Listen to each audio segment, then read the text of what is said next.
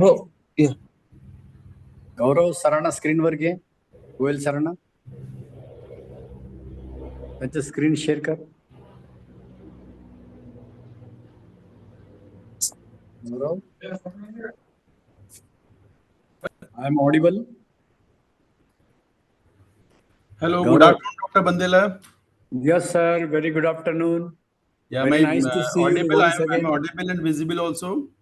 Yes, yes. You are visible and audible also. Very nice to see you once again on this platform. Thank you, sir. We are lucky enough. So on behalf of Dr. Babasaheb Ambedkar Marathwada University, I warmly welcome you, sir, as you are the part and parcel of this university, and every time you used to come to our department also. So we are lucky enough that you are there here today once again. I hope all the teacher will get benefited out of your lectures. I'm audible? Yes, sir. Yeah.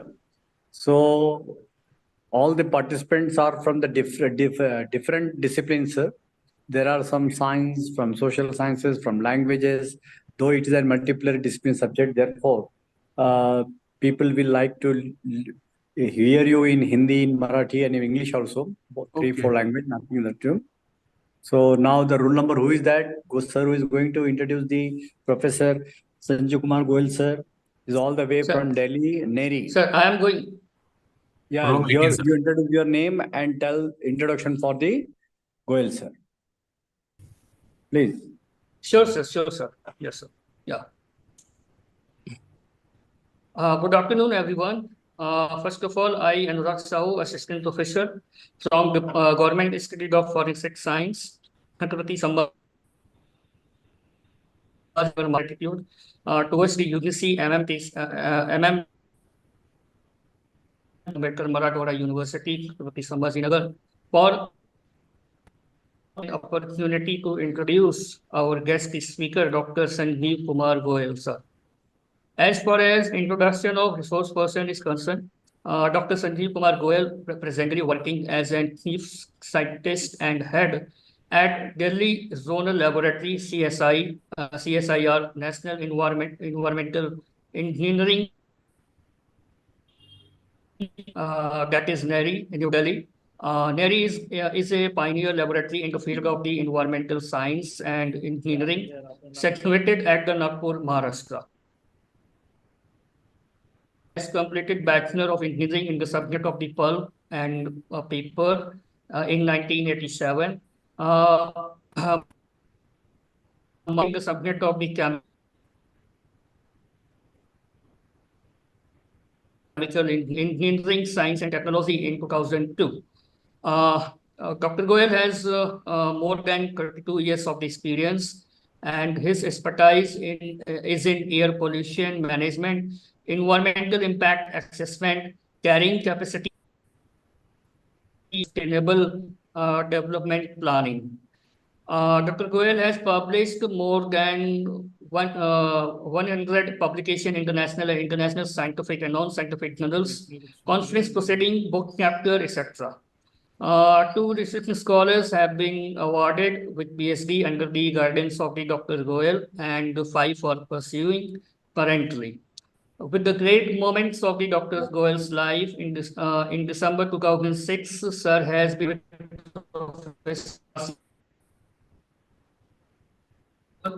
by institution of the Engineering India.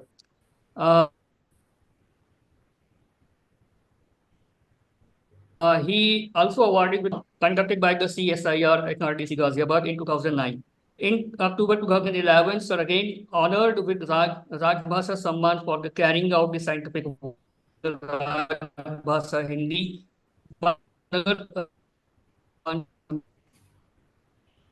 by refinery photograph.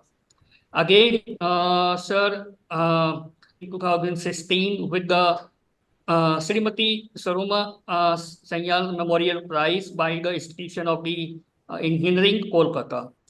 He is former member of the Expert Appraisal Committee of MOEF and CC, and member of the Technical Committee of the QCI, board member of the Quality Council of the India, member of the Subcommittee of the Commission of the Air Quality Management in Delhi, member of the air quality, member of the SEAC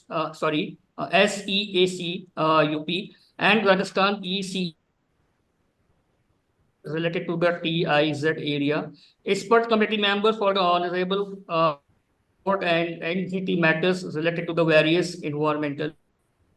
With this introduction, on the behalf of the Director, Post Coordinator, and Assistant Director of the UGC, MMTC, Dr. Bamu,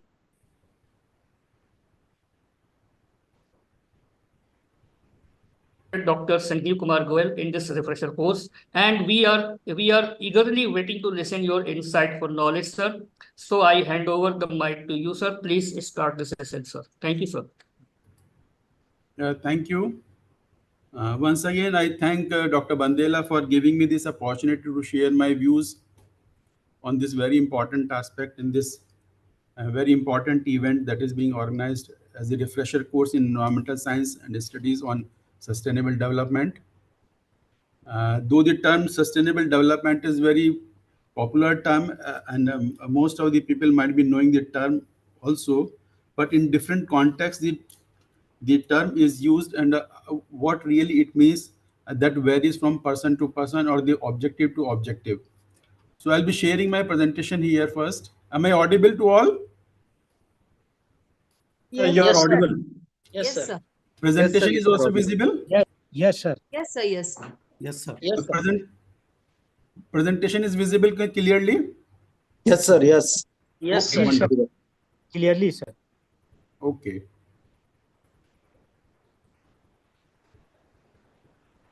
Just a moment.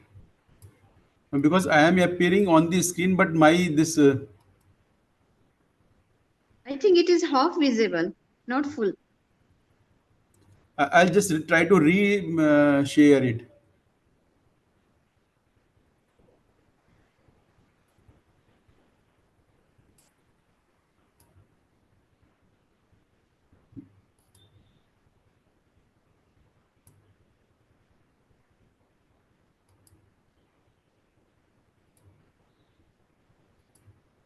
So just activate the screen sharing option, sir.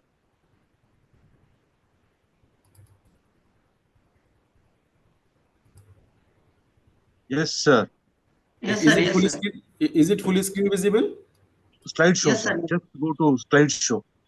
Is it okay now? Yes, sir. Okay, Ji. sir. Okay. No? Is it okay or no? No sir वो sir फिर side show करना पड़ेगा. No, I'm going to the slideshow mode only, but somehow it is showing some.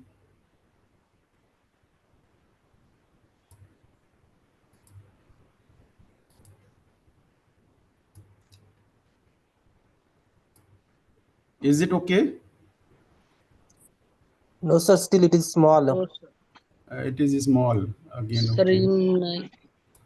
Just try again.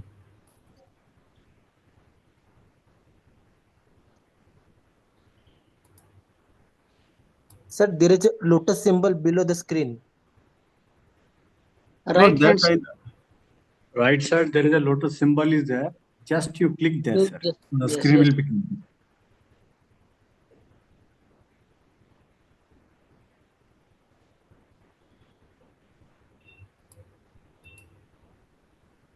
Form घेऊन पाठवून इकडे कुठे गेले का आमच्या सोबतच होते येताना Please mute your mics, ma'am. Is it okay? Yes sir. Yes, sir. Yes, sir. It's okay now. Yes, sir. Sir, it is okay. Okay. So I think that the topic of the talk today is the role of technology in sustainable development, and we are fortunate that how the technology is advancing day by day, and this is the first example that we are sitting in different corners of the country and we are well connected to each other.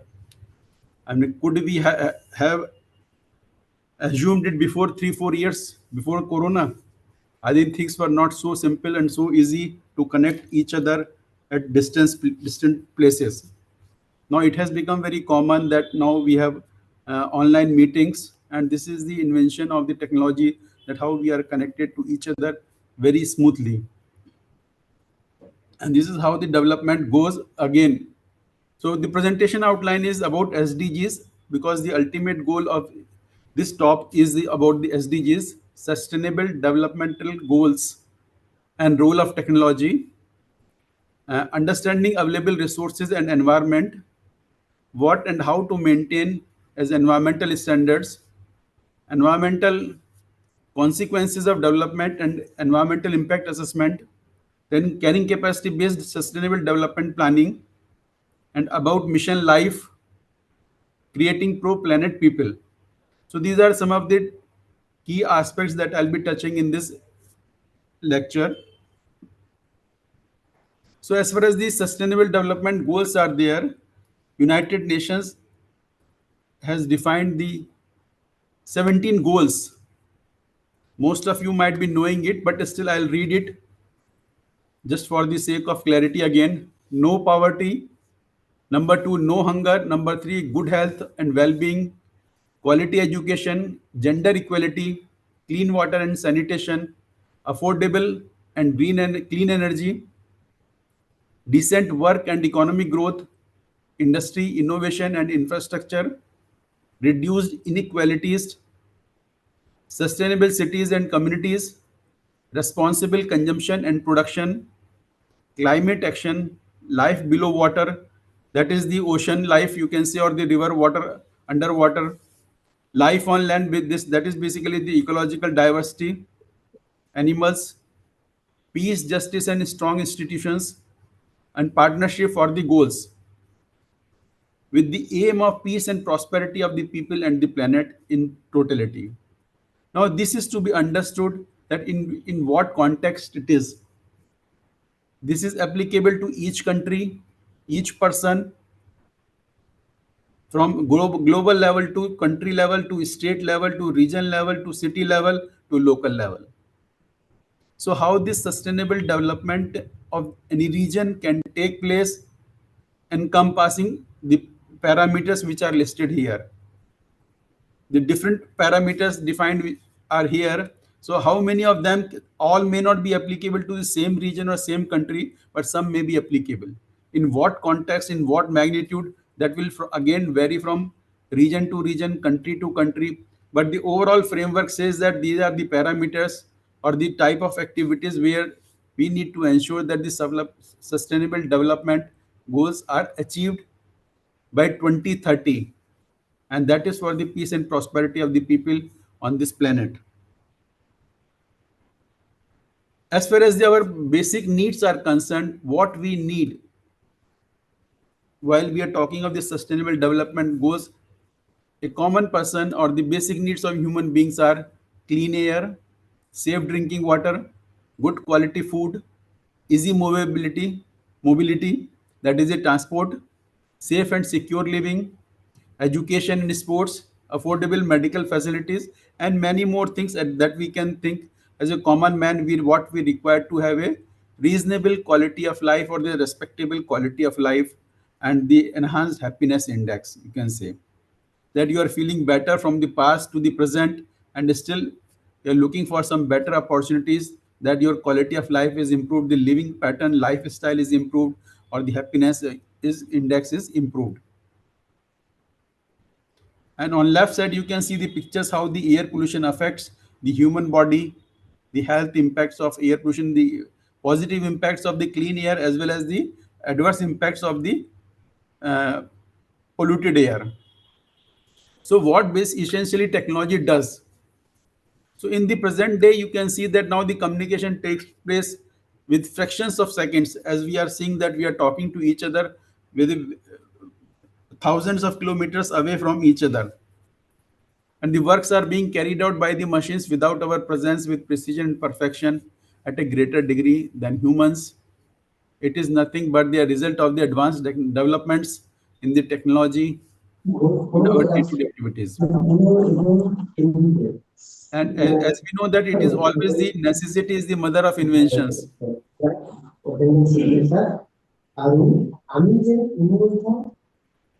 So, as I said that 4 years ago, before the corona, I think we were very much, we were not sure about this kind of technology, that we will be able to connect each other, though Skype was there or one or two other platforms were there. So, but the connecting with each other was not so comfortable, not so easy. But nowadays it has become a child's play rather.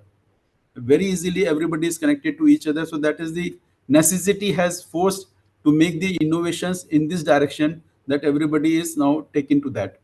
So in the present scenario, most of the people, firms, majority of the world's population are equipped with one or the other form of technical device ranging from the mobile phones to the larger automated machineries where the things are done in a much simpler and systematic manner. So, in nutshell, I would say that the technology plays a key role in facilitating masses, that the large number of population with ease, ensuring efficient use of resources available with negligible residual impacts. So this is the advantage in terms of the sustainable development and the role of technology. I see that how the technology plays a very important role in facilitating the people, the large number of people with ease, with comfort, that the available resources are optimally utilized with minimum negative impacts. Some of you might be very much aware about the environment, those who are from the environment background, about certain basic aspects of the environment. But those who are from different disciplines, probably, uh, if you have any query, you can ask me anytime. There is absolutely no issue. So as we know that our environment is the basis of our life, and it consists of two aspects. One is the biotic, that is the living things on the planet, and the other thing is the non-living things, that is called as abiotic. Like water, soil, air, light, minerals, etc. These are called abiotic. And the animals, human beings, fungi, bacteria, these are called as biotic, living things. And how the technology is used, I just give you an example in the agriculture sector, that if you talk of the any product from the agriculture field, how it is processed and how it is available in the market round the year. Now in the present day, with the advancement of technology, you can find anywhere any kind of thing that you desire in any season. Earlier, it was not like that. When we say that you need peas, mutter, that will come only in winter. Now you can have anytime, and that could be possible only because of the technology. So all type of food products, all type of things are available and everywhere, and that is possible only because of the technology. And that is the food processing technology, one can say in nutshell. Every discipline, for that there is a separate series of technologies available that facilitates the people, that everything is available around the year, you can say now. So ultimately we see what are our resources. So as on date, the earth is the only the entire resource are available on the earth, and earth has its own limited boundary, and that boundary is defined by this radius, surface area, land, volume, and mass. With the composition, like it has aluminum, maximum is iron 32%, oxygen 30%, silicon 15%, magnesium 13.9, with some other elements like sulfur 2.9, nickel, calcium, aluminum, and others. So this is the entire composition of the earth, and all the things are revolved around this.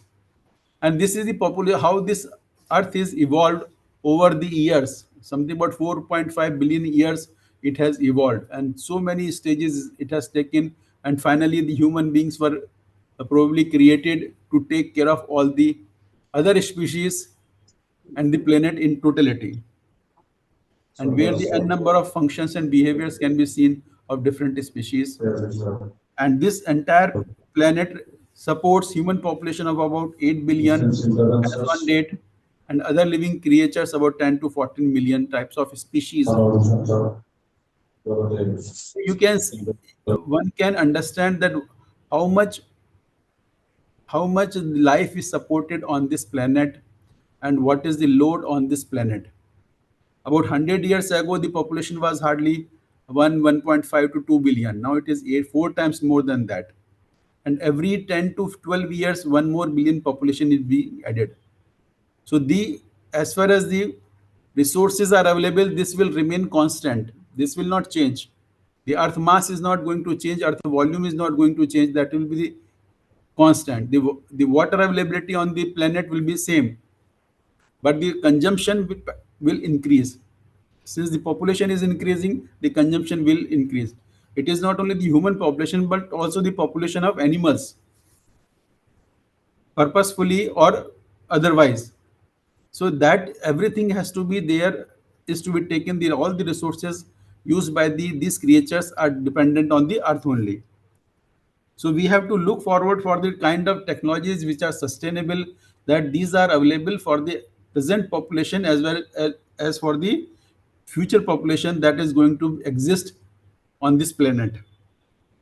Like 100 years back, it was 2 billion, now it is 8 billion. Then how it can further sustain for another few billions in time to come?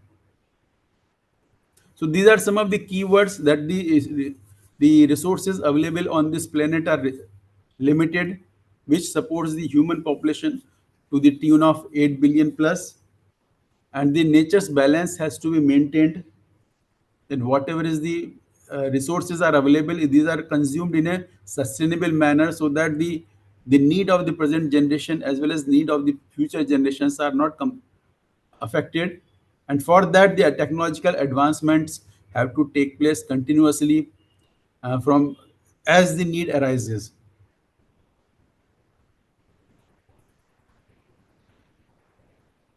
So just nutshell, this is what environment our resources are there: oil, fish, tree, water, timber, metal, and animal, oxygen, fossil fuel, atmosphere, everything. This becomes a part of our ecosystem. So when it comes to the management of that, now this could be representative of any region, small region, larger region, city, state, or the country as such. You will find similar kind of features everywhere. Atmosphere is there, land mass is there, water bodies are there, forest is there, and various activities are taking place. Agriculture is there, industries are there, transportation is there, household activities are there. So when various activities takes place, the resources are taken from the same area.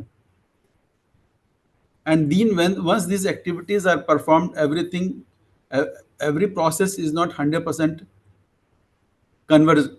So as a result of that, some amount of um, um, emissions or the pollution goes into the atmosphere, and that creates the disturbance in the atmospheric composition. So many things, activities takes place even in the atmosphere. Some with or without rainfall, without sunlight, lightning takes place. So many activities takes place in the atmosphere, and different patterns are observed in that. So the environment is such a complex phenomena then, that it is really difficult how to mimic that entire environment, and the technology plays a very important role in correlating the different aspects of that.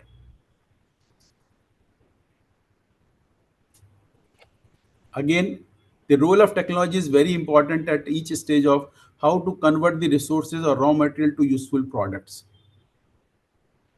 And that is why this is called as a development process. Resources from one activity, these are processed in industry with the help of the technology in the process technology, and some useful products are generated. And again, as a result of that, every process is not 100% conversion, so that some unuseful product or waste product are generated, which are again reprocessed in the secondary industry, and again this cycle goes on. But how long, with respect to when we say the sustainability, how long this process can sustain with respect to the time under the same conditions, and how development affects the environment. Just take an example of any industry. If an industry is to be set up, for example, power plant, most of you might be having in your region the power plants. So what it affects? Power plant needs raw material as coal, water. These are the two main ingredients of power plant. And the established technology of water, this power plant, where the boiler is there where the coal is burnt and the steam is generated with water. And as a result of the combustion of coal, lot of air pollution in terms of fly ash, that is the dust particles, sulfur dioxide gas, nitrogen oxides, and mercury, etc. They come and go to the atmosphere. In terms of water pollution, that causes rise in the temperature, increases the total dissolved solids of water. The fly ash generated in this process again contaminates the soil, affects the productivity of agriculture, affects the flora and fauna of that area, may affect the once this fly ash is generated. I think that also affects the social activities or the social the population residing in that area, and the kind of working condition within the industry, the heat, the radiation generated within the plant, noise and vibration, dust, etc. They affect the people who are working inside the factory. That is occupational health. So many adverse impacts of the environment are seen in any kind of industrial development. Then the question comes how to take care of these aspects. So the first and foremost thing becomes important is the identification. See what are the parameters because of certain activity, what are the parameters which are of cause of concern, which are serious in nature, which are can create any problem. So what are those parameters, what are those sections where this kind of problem is there. Second part is the what is the quantification of that, what is the magnitude of that, how much. Again, that requires the quantification using some instrument or equipment to quantify that what is the level of magnitude. The third, what will happen, prediction, what will happen. Then if this happens, then how to mitigate that adverse impacts. See, so many impacts are shown here. If these quantified values are beyond the standards, then how to control them, how to manage them, how to mitigate them. And once those, again, some technological interventions are done to control that, and once that is done, then how effective it is. Again, after doing the control and management strategies, what is the effectiveness of that management or control activity. Again, monitoring is required after the interventions are done. So in general, what needs to be maintained in the country that has been defined by the Central Pollution Control Board, who is the apex body for defining the standards for various industries as well as for air quality or water quality. So CPCB has developed national standards for effluents and emission under the statutory powers of Water Act 1974 and Air Act 1981. Under the prevention and control of pollution, these standards have been approved and notified by the ministry in 1980. And these standards are notified for, just I am giving the summary, that 37 categories of industries, emission standards for 31 categories of industries, standards for ambient air quality, noise, ambient noise, automobile fuel quality specifications for petrol and diesel, drinking water quality standards, and waste management rules 2016. So these are the type of industries you can see here, that almost all major type of industries, the environmental standards, the stack emission standards, water quality standards within the industrial premises, what should be there, what should be permitted from the emissions from the stacks, what should be the concentration of different pollutants in water, what should be the characteristics of solid waste or the hazardous waste generated by the industry, what should be the fuel quality, etc. for different type of industries are mentioned here, are defined for this type of industries. These are the very critical industries. You can see here.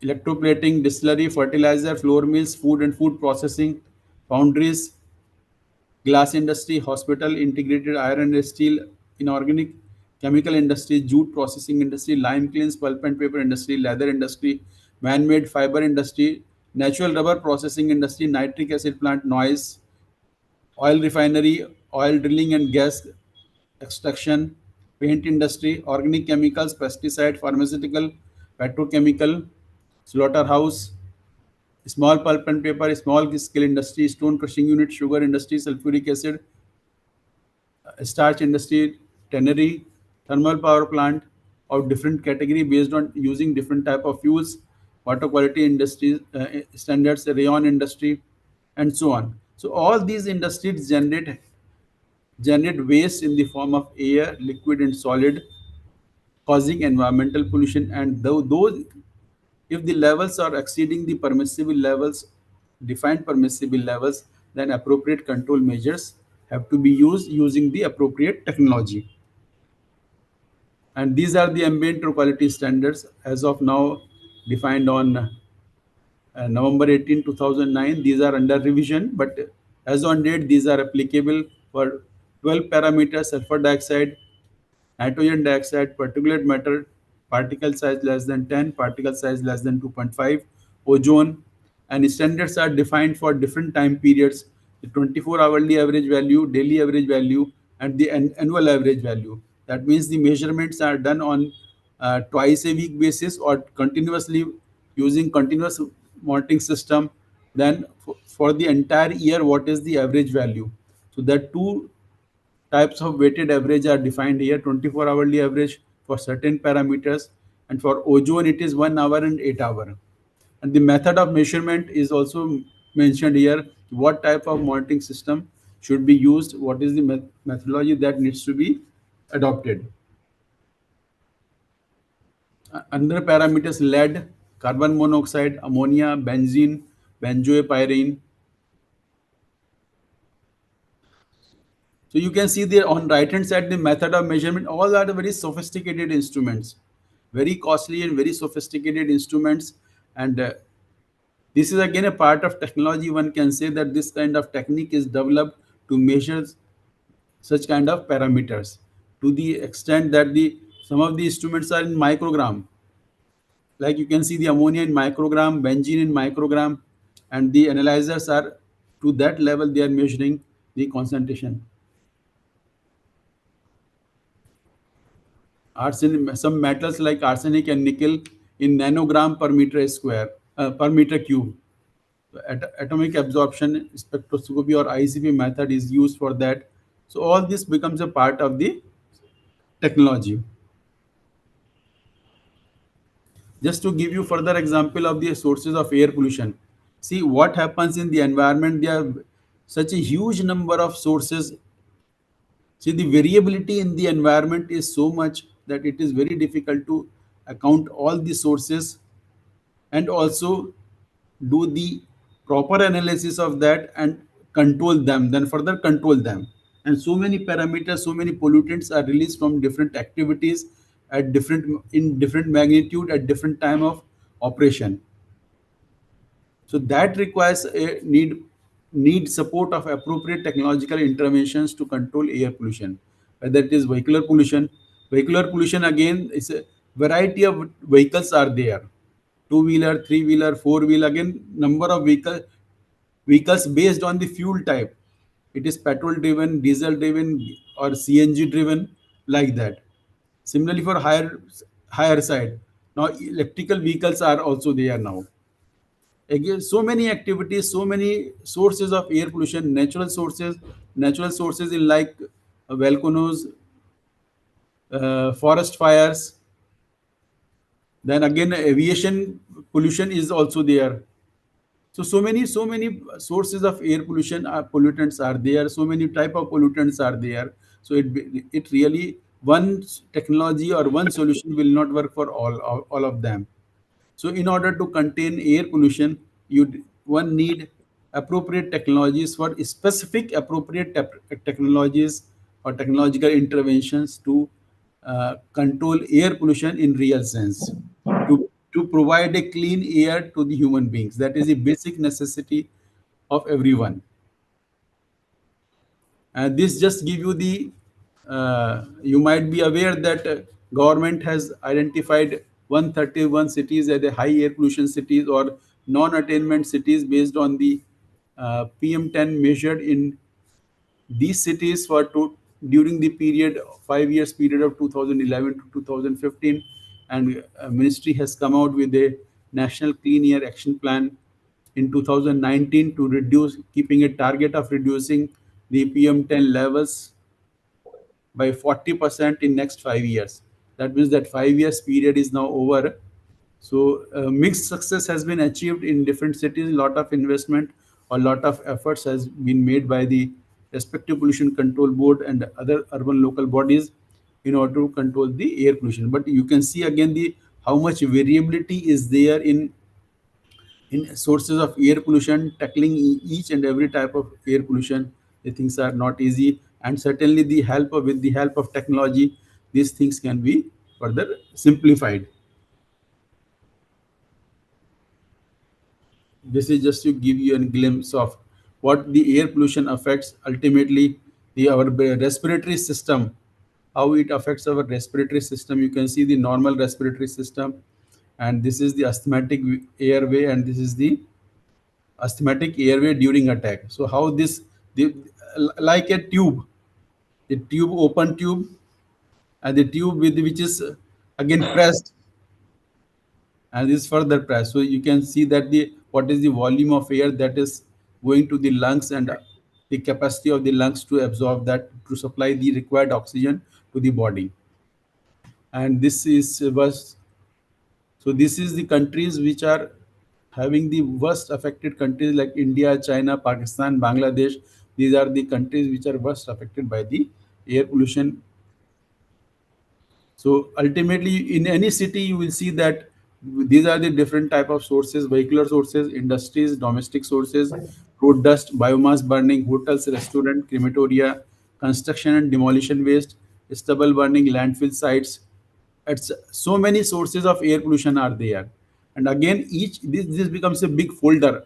Each item becomes a big folder.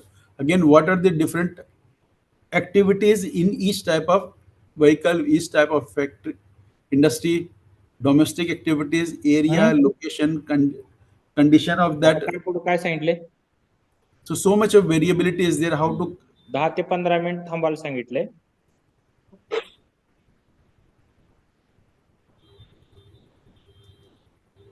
So much variability is there. In order to prepare an integrated air quality improvement plan, the approach has to be very simple. The city-wise, locality-wise, or ward-wise, or air quality monitoring station-wise, or source-wise, or sector-wise, or parameter-wise, or season-wise. So much variability is there. What actually is a need? So one has to assess that what is the requirement, where the air pollution problem exists,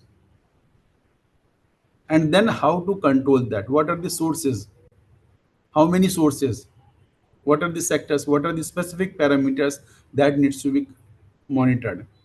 So all those things go into the when the air pollution study is done, the entire all these aspects are covered in such kind of studies, and then appropriate control systems are suggested, whether the control is required at the source or between the source and the receptor. If some receptors like Taj Mahal or Victoria Memorial or any other sensitive receptor is there in any locality, so what could be done in between and what could be done at the receptor itself?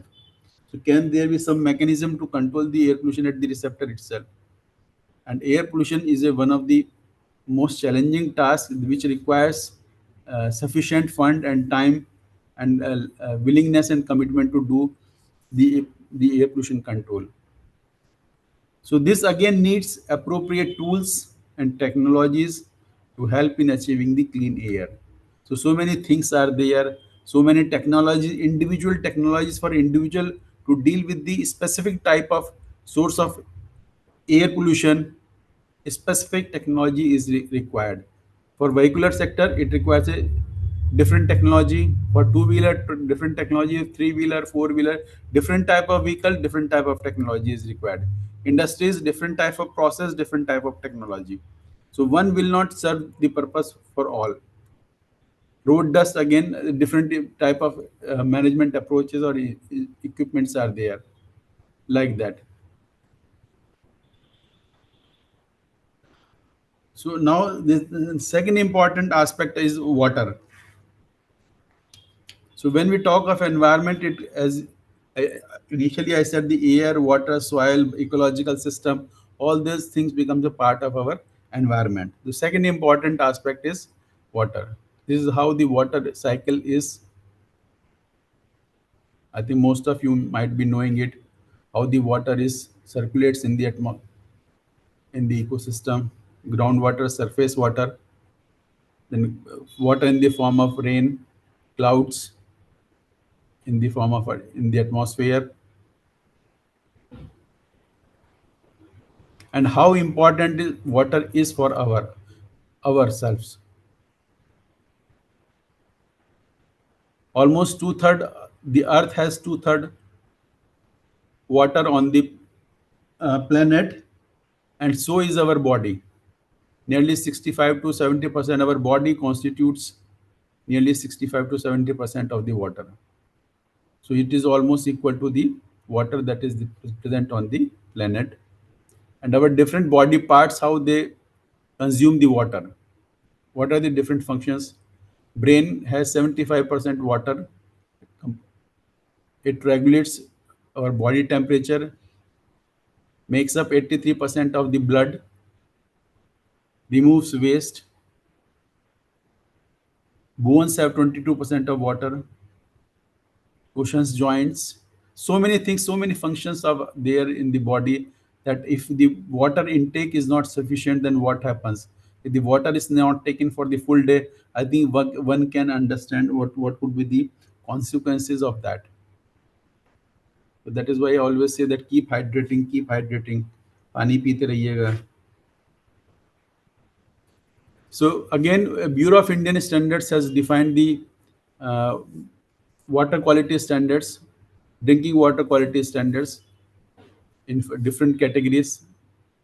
And the first category is the physical parameters in terms of color, water, pH value, taste, turbidity, and TDS. And what are the acceptable limit and what is the permissible limit in the absence of alternate source. And what is the method of measurement? So that is also defined, how it is to be measured. What are the values when a regular source of supply is available, and if the regular source of supply is not available, that is the worst situation. One can say what is the permissible limit and what is the method of determination.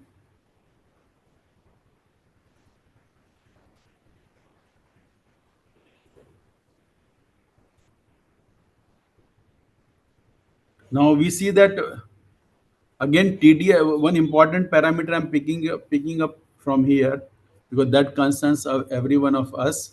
That is the total dissolved solids. The acceptable limit is 500.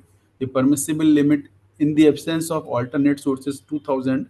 But you see that in most of our households, RO water is used. The purpose of RO is to remove the total dissolved solids. So if anyone having the total dissolved solids within 500, I think, or even 50% of that 250 to 300 TDS, there is no need to have for the uh, RO in the house. If there is a regular water supply in the house or in the city, but still, for the safety purpose, again the people start using the RO water, where the TDS level goes very much down, something about 30, 40, or even sometimes even less than that. So it takes away all the minerals present in the water and which are required for the body, that is again depleted from the body. So the daily intake does not take place, and that adversely affects the human body. So one has to be very careful about choosing appropriate RO system. That what does it really required? If it is required, to what extent it requires to remove the TDS. So many parameters, including metals, you can see here.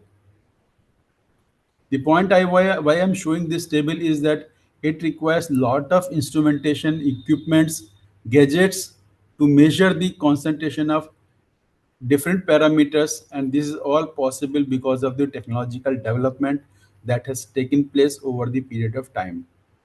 One side, it is important from the environmental point of view, the drinking water quality parameters for our health point of view, but at the same time, from the technological point of view, so much development has taken place over the years to detect even the smaller concentration of different parameters. Some of the concentrations you are seeing in up to the 100th part of that, 0.01 selenium. So such a accuracy level is maintained with the only possible with the help of the advanced instrumentation. Similarly, some more parameters here. And these are the bacteriological parameters of that. So any water sample should not have any total coliform or the fecal coliform or E. coli present in the water. That should not be there in any of the samples. So for making it as a safe drinking water, the bacteriological component should not be there.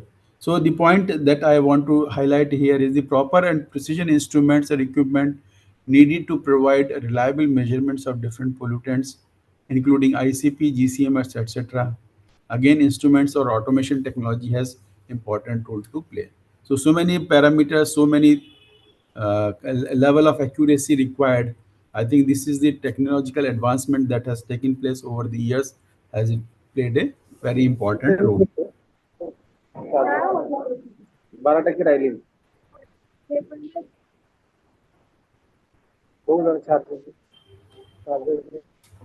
So similarly, we can have the standards are defined for the ambient noise levels. The daytime levels are from 6 a.m. to 10 p.m. and nighttime are 10 p.m. to 6 a.m.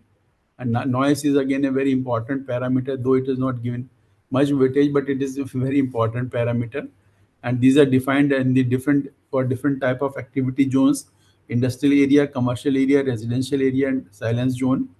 And the limits are 75 during daytime for as industrial area, and night time is 70. Commercial area 65 and 55. Residential area 55 to 45. Silence zone 50 to 40. But even if you see that even within the house, so many activities take place. Even the noise of or the sound generated by the different gadgets in the house will be much more than this. Even the TV, I think something about 65 to 70 will be the decibel level of the, depending upon the volume one keeps it. So is there any provision of the break, or we continue with that, sir? Any questions are there? So I'll at this list I thought of giving some 5-10 minutes break so that No question, sir. We can continue. I can continue.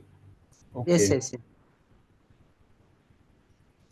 Now that was the first aspect of making you familiar with different type of parameters of air pollution, water pollution, and what are the different developmental goals, and how the technology plays an important role in channelizing those or realizing the different things for the ease of the operation, or for the ease of the reaching to the masses, making the things happen, making the life comfortable. Now again the question comes, why development is required? Because we see the environmental consequences everywhere, but still the development is needed, and the development is required, as I was saying, that the population of the global population, you can see here about 2000 or 1900, the population was not even 2 billion, something about 1.8 billion. In 2000, in 100 years, it became something about 7 billion. And presently it is something about 8 billion. And if this trend continues, the population by 2100, it will be something about 10 billion. Where the population of the developed countries or developed regions is more or less stabilized, the population increase in the developing regions or developing countries is much higher, much higher. And whereas Sir, the automation or the generally, sir, generally we take break after 30 minutes. But if you want a break, we can take. I thought that this is the second part of the lecture. Maybe I Okay, am okay. perhaps is the speed is okay or should Sir, I? visible, sir. Huh? Screen is visible, sir. Acha. No, are the participants are getting what I'm trying to convey? Yes, sir, definitely, sir. Yes, Okay, sir. Yes, sir. okay. So probably we can take 10-minute break here so that since this the context is changing, so I Okay, think sir, no problem, sir. so we'll take just 10 minutes break only. Okay, It is okay, sir, no 3:50, problem, sir. 4 o'clock again. I think so जी that sir, जी there's some refreshing. I mean the whatever has been said up till now that is some assimilated to some extent. Okay, sir, okay, sir, okay, sir. Just 10 minutes only.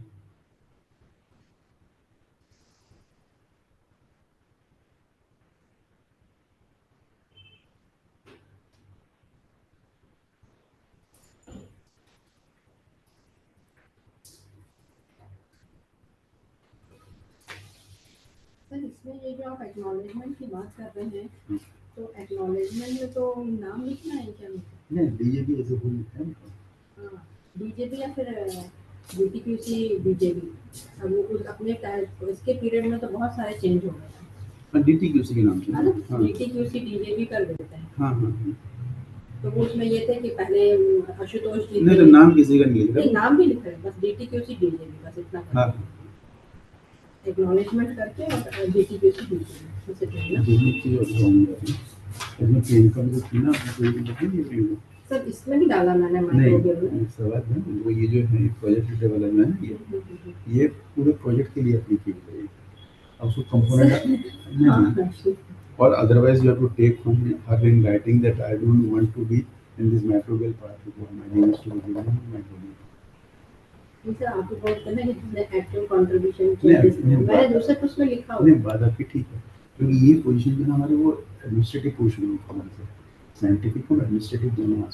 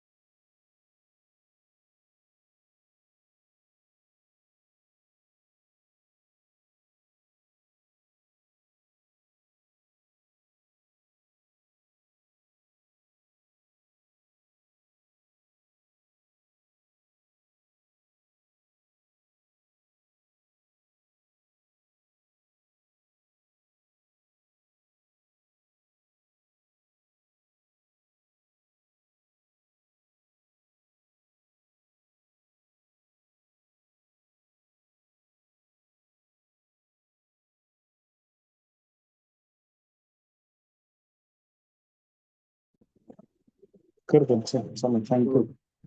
Yok, nie żadne,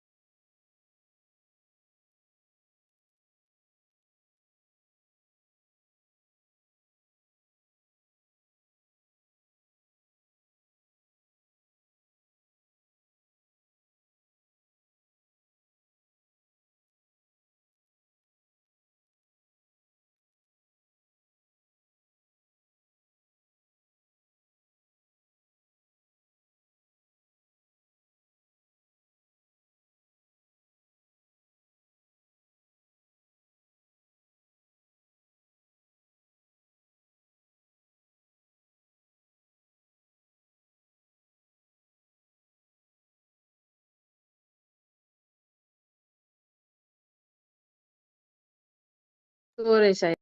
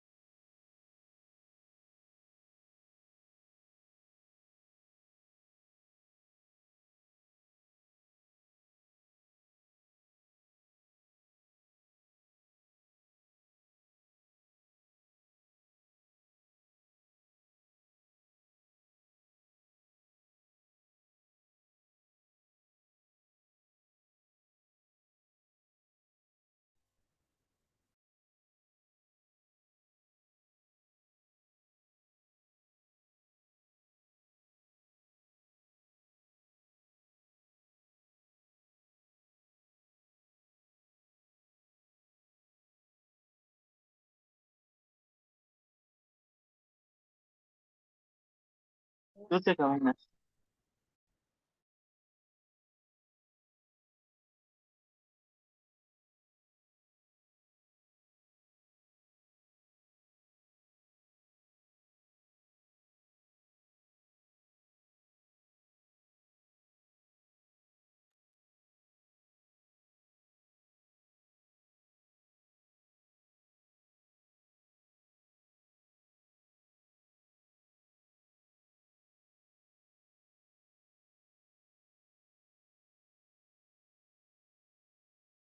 yes yes yes. Hello sir, तुमचा mike unmute करा sir please.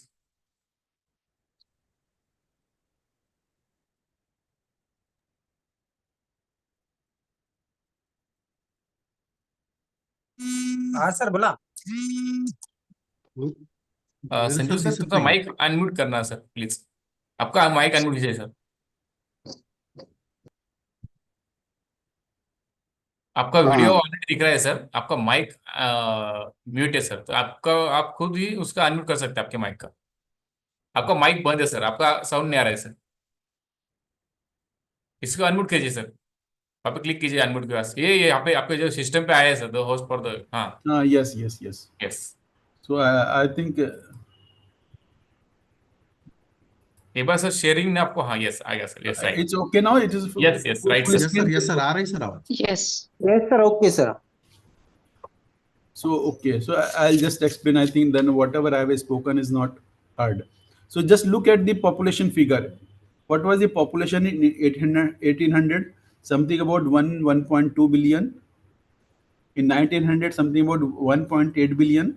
In 2000, something about 7.2 billion. That means about 4 times, 5 times of that 100 years period.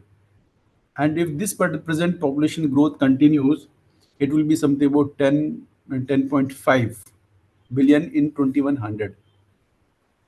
And again, the two figures which are given here, the what is the population growth in developed countries and developing countries, you can see the difference.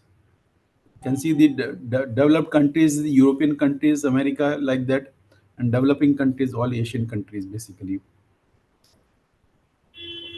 And this is how they could develop the technology and use it effectively for their own purpose in the developed countries, whereas the economic progress or the resources available in that particular countries are not uniform. So again, it depends upon the entire earth is one only, and that is divided into two parts: developed countries and developing countries.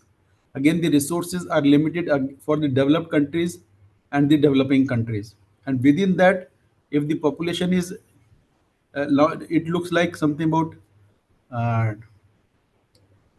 10% and 90%, or maybe 15% or 85%, if you look at the diagram. So the land mass, the resources are not uniformly distributed. The development is not in the same tune. So that creates the whole imbalance in the subsequent environmental situation as well. And the basic pillars of the sustainable development of the society for whom the development is required, the economic progress that drives the entire thing, and as a result of the economic progress, some environmental degradation takes place because all the things are derived from the nature only. And whatever the resources are utilized, the waste generated in the process are again left back to the environment to assimilate in the by the nature. So if the rate of consumption is more than the rate of replenishment, it will create environmental problem. And this is all needed to meet the people's needs and the aspirations. And which is very obvious. One can think of, can we stop the development now? For a year, for a few years? Certainly it cannot happen. It will continuously grow to meet the requirements of the growing population and the aspirations of the people. See how the changes have taken place in last 30, 40 years. You can just think of those who are of that age group can think of the kind of resources we are using now and the kind of resources we were using earlier. In the childhood, in the school days, what kind of resources we were using and whether the similar kind of resources are being used by our children. The scenario is totally different. Multiple times the changes are there. So now there is no value for the things. And this will continue to be there. And as we use as much as resources without respect to the environment, I think the problem of the environment is going to be grave. Now the approach is that the carrying capacity based development planning for sustainable management. If you look, everything comes from the nature only. And if we look at the mineral profile in the country for different type of minerals, how these are distributed across the country in different states, what type of minerals are there, because unless base mineral is not there, other products will also not be there. Apart from the agriculture, this is the one major base that is required to be utilized. So for different type of minerals, their geographical location where they are available as on date, from where these can be extracted and where these can be processed and utilized, converted into some products for utilization by the human beings. So what nature says, nature has enough in reserve to provide the requirements and needs of the people. So now it is nature says that कि सृष्टि के निर्माता तुम. He gives the nature, she gives the responsibility, entire responsibility to the human beings. कि you are the creator, निर्माता तुम हो, you are the creator of this world. You are the palan karta of this world, and you are the operator of this. You are the operator of this world. और इसको जो आप destroy भी करना है तो you are the responsible for the destroy of this thing. But whatever is you do, जो भी कर रहे हैं उसको एक समग्र, एक होलिस्टिक व्यू लेते हुए उसको तब उसके ऊपर उसको स्पॉटला मीनिंग आहे नाही सर, तरी पण आपले ह्या कंडिशन आली ना पाहिजे की 2023-24ला ग्रॅज्युएशन झालेलं असलं, 24-25ला ग्रॅज्युएशन होईल तर ऍडमिशनला असलं. म्हटलं सर जागा असल्यानंतरच विषय येत नाही म्हणलं आपण. नेचर सेज की सृष्टि के निर्माता तुम, सृष्टि के पालन करता तुम, सृष्टि के संचालक तुम और सृष्टि के संहारक भी तुम. अतः जो भी करो समग्र सोच विचार करो. So the word here samagra is very important, that take a holistic view of the situation and do whatever the best technology available, best practices are available, do that. And if it is not in your control, beyond your control, then leave it to the nature, Mother Earth again. Nature will take its own course and try to improve it again to make it useful for the next generation. So the whole concept is that for any region,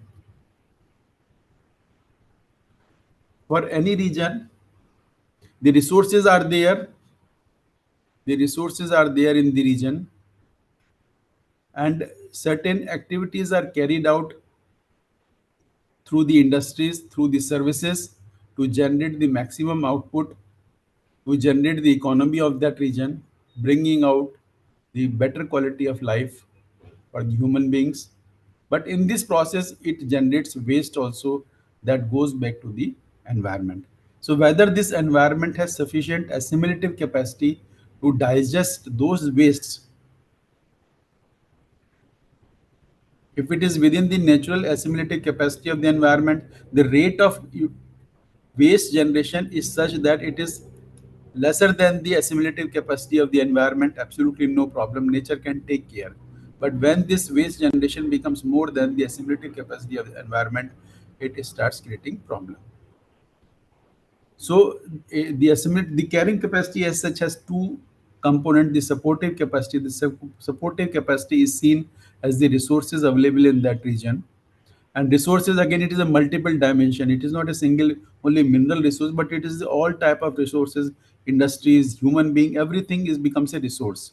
So with different type of resources available, the natural resources in terms of mineral, water, and then transformational resources. There are the industries which transforms one raw material into the products, and then infrastructure, which is service oriented, the roads, water supply, sanitation, these are the service kind of thing, and the socio-cultural, the human beings. So whatever the resources are available resources in any region, these are exploited to the maximum benefit to generate the economy of the region. So what we are planning, what we think is, what should be the approach to derive the maximum benefit, exploit everything, and draw the maximum benefit. The other approach is that you target for the basic minimum needs of the population of that given region. If the population of the region is of a country is said 1 billion, then what are the total basic minimum needs, and what are the strategies to meet those targets, and what are the resources, various resources available. So again, it is a balance of the two. It cannot be that neither this bottom-up planning will help nor the top-down planning will help. Again, it is a balance of the two approaches. Sometimes, or in some cases, the bottom-up planning will help. In some cases, top-down planning process will help. And to balance these two will again lead to a sustainable development of the region for the population residing in that region. So again, the effort should be to minimize the gap between the resource consumption and waste generation through technological advancement like green chemistry and green engineering, and efficient use of IT tools nowadays. And to further added, the AI has further made the things life complicated also and life simple also. That depends upon the usage, how it is used to meet the requirements of the present generation, as well as keeping a target or keeping a scope for the future generation to meet their requirements with the at least similar kind of resources that we have availed at this point of time. If we are saying the clean air, the level of clean air for future, it should be better than what it is presently. If we say the air is not clean nowadays, so how best it can be made clean to that level for the next generation, it is cleaner than what it is today. Another important aspect is how the developmental activities, how to assess the impact of the developmental activities. Because development is a continuous process and will take place again to meet the needs and aspirations of the people. Local people, country people, or the global population, or the economic progress of the country. This will continue to be developed. But the important aspect is that how do we plan our activities in such a way that our environmental impacts are minimized. And these activities are aligned towards the overall development of the region. So for that, again, the thought process goes to the environmental impact assessment kind of studies, where the different aspects of the environment are studied in detail. The atmosphere, including noise, water bodies, soil, land, biological flora, fauna, and social aspects are included in this study. and what is the present state of any developmental activities where this activity is proposed, what is the baseline status, present status of the environmental quality in that region. For each aspect like air, water, soil, noise, biological, socioeconomic, so many parameters are imbibed in this one box. Some 50-60 parameters are there in this box now. So each parameter, what is the present status, and if this proposed developmental activity comes, what will be the anticipated impact on these baseline status. If it is x, then it is delta x is change in the parameter. So what is that delta change in the parameter delta x? How much it is? It is in the positive side or it is in the negative side? So what is that impact on that? Again, any industry, any activity has two phases: construction phase and operation phase. So during the because construction phase is a limited phase of operation, it is only for larger industries it could be few years, but other activities it could be even less than that. So during construction phase and during operation phase, because that is short, construction phase is short term and operation phase is long term. So how to mitigate the adverse impact of the different parameters in terms of air, water, soil, biological, etc., and how to mitigate the adverse impacts. To further optimize, what is the environmental management plan to optimize these changes that can occur because of the proposed developmental activity, and those environmental management plan has to be adopted by the project proponent who is proposing the developmental activity. And once those management plan is adopted, then again the environmental monitoring has to be done to see that really it has come back to the equal to the baseline status, or it is again still having some residual impacts. And if some residual impacts are there, then how it is to be compensated. And the government of India has introduced the corporate responsibility, social responsibility, environmental social enterprise, or CRAP. This becomes the cost included in the pollution control measures are to be included in the project cost, so that all the expenses are already taken care in the project cost. And the social responsibility in the form of social responsibility, whatever impacts are there on the society, these are taken care by helping the society to again go in line with the development. Sometimes in the uh, facilitating the medical facilities, water supply, sanitation, education facilities, different domains are there. So how the society can be benefited from the development of any activity in that region. So ultimately it becomes the overall development of the region with the proposed developmental activity. So that is nutshell the environmentally sustainable activities taking place in a region. And of course, the implementation responsibility comes with the district administration through State Pollution Control Board, Forest Department, and other concerned departments. Following the ministry's guidelines, CPCB guidelines, State Pollution Control Board, or other central or state government guidelines. Just to give you an idea about what EIA study contains. So environmental impact study for any industry or any major activities, there are 42 sectors defined for which the EIA study has to be conducted, whether it is mining, different type of minings, open cast mining or closed mining, or different materials mining, different type of materials, coal mining. So mining sector is one sector. Then the power plants, power generation through coal, through gas based, like that. Nuclear power, that is a separate category again. Then other different type of industries. Petroleum is a different, exploration is different. So like that, construction, roadways, national highways, road construction, is airport. So like that, 42 sectors are there defined by the Ministry of Environment. And EIA notification was uh, established in 2006, September 2006. And they have defined, everything is defined in that, what should be the framework of, what is the procedure, what is the framework, what comes in which category, what is the procedure to be adopted to conduct the EIA study, what should be the structure of the EIA report. Now it has been made mandatory to get the uh, accreditation. Anyone and everyone cannot do the EIA study. Now the EIA consultant who will prepare the EIA study has to be accredited by the Quality Council of India, QCI NABET, National Accreditation Board for Education and Training, based at Delhi. So these are some prerequisite of that. The EIA consultant should have the capability to conduct so many components of this study.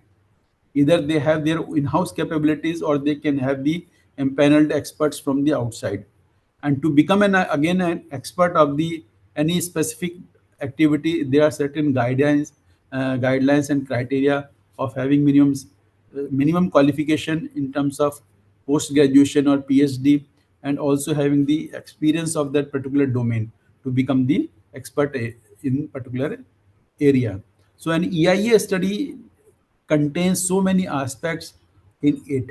It takes care of air environment, it takes care of water environment, land environment. And land, again, there are four sections in the land: land use, land cover pattern of that area, geological aspects of that, soil conservation measures of that, then solid and hazardous waste.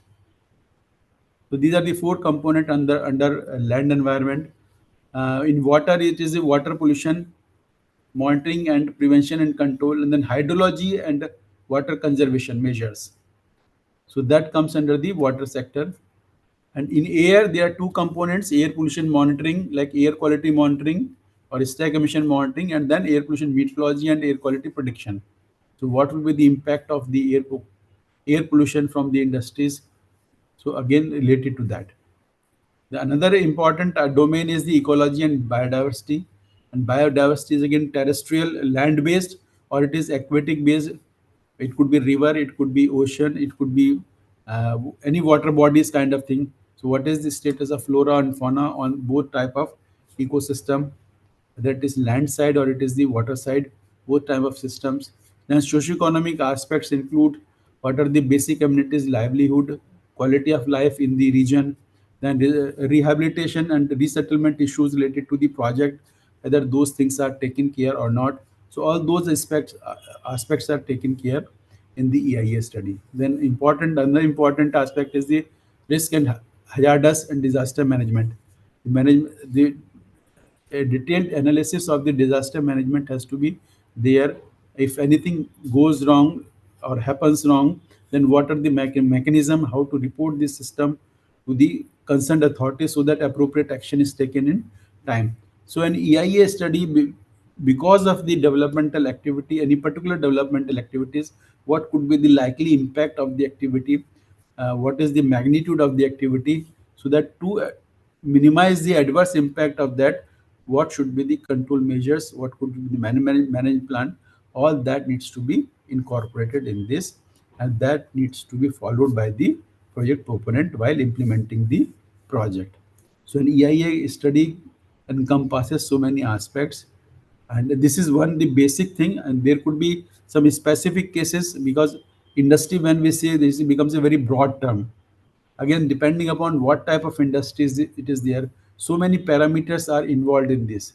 When we say air, again air, depending upon the nature of industry, so many parameters becomes important in that. Water, again, every aspect, so many different parameters, indicators becomes important. All those needs to be studied, and proper management plan has to be prepared in that. So what happens that then how the impacts are predicted due to the proposed developmental activities during construction phase, during operation phase, what are the maintenance, handling and transportation of materials, etc. So all these stages of operation or activities happening, it could be on land side, it could be on sea side also.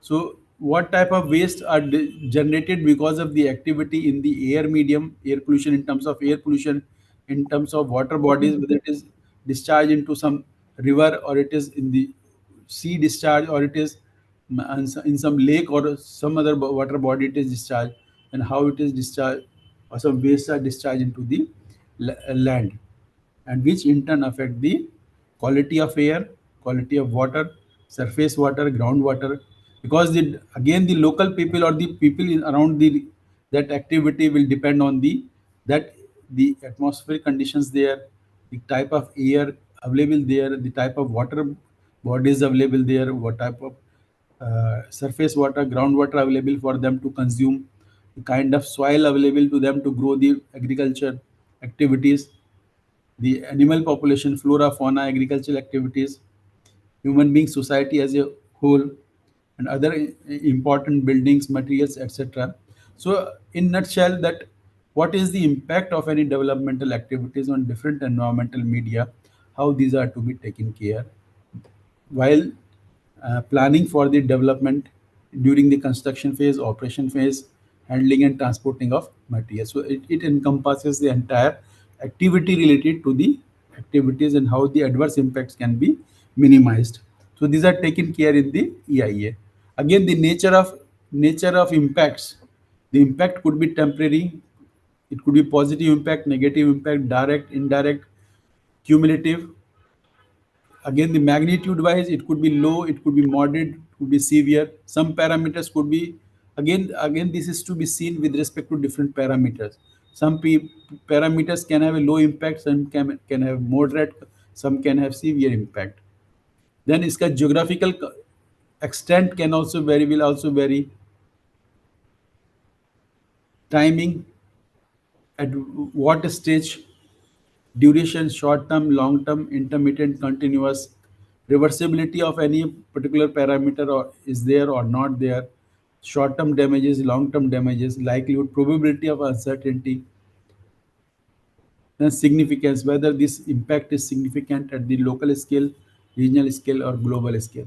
So many factors are involved in that which needs to be studied and taken into account while carrying out the environmental impact assessment so that the adverse impact in long term are minimized.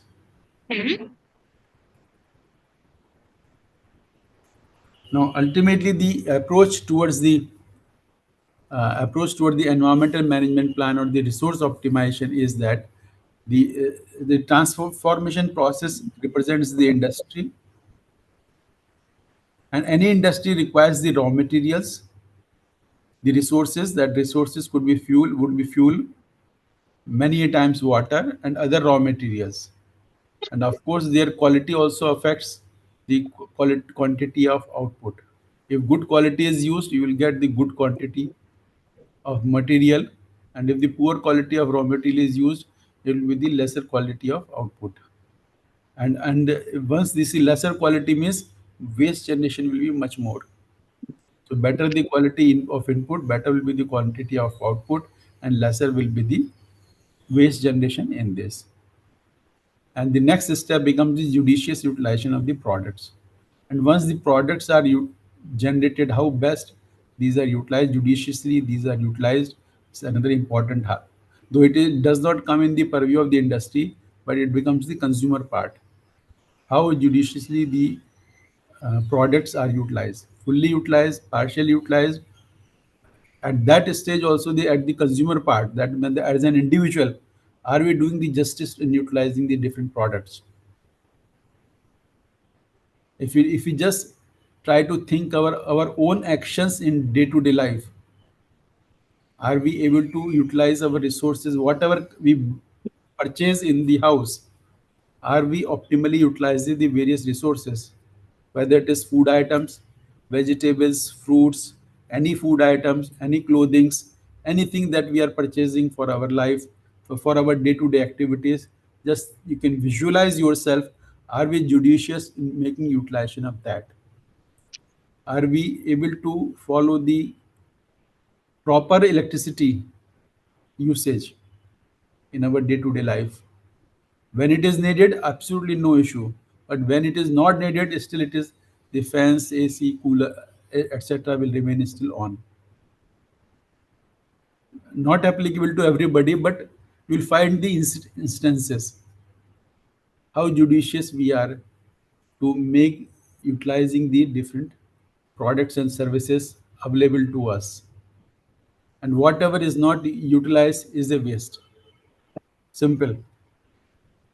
So this is one part. The second part is the As a result, whatever is not converted into the product, see, raw material that gets converted into the product, and this efficiency cannot be 100%. So there has to be some waste generated in terms of air, in terms of water, in terms of liquid, I'm saying liquid and solid waste, and also in terms of noise. So the efforts are always to minimize that, the adverse impact, maximize. See, again, these words are again relative. There are so many parameters are there. So that what is the interest? Ultimately, it is the optimized conditions. You always say process optimization. So the process is optimization in such a way that it nothing better can be done from this process now.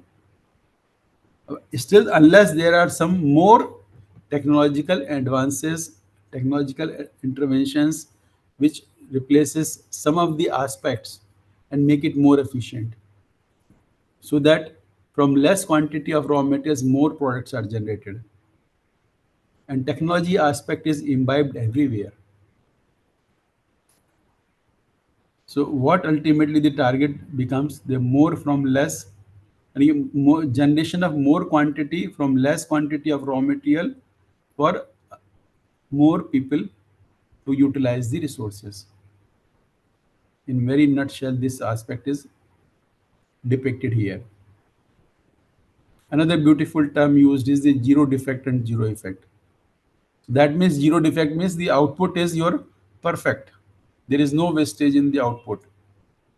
And once if the product are absolutely without any defect, so this will have the minimum effect on the environment. Just to give you an example, for 1000 megawatt power generation, it costs something about 5,000 crore rupees.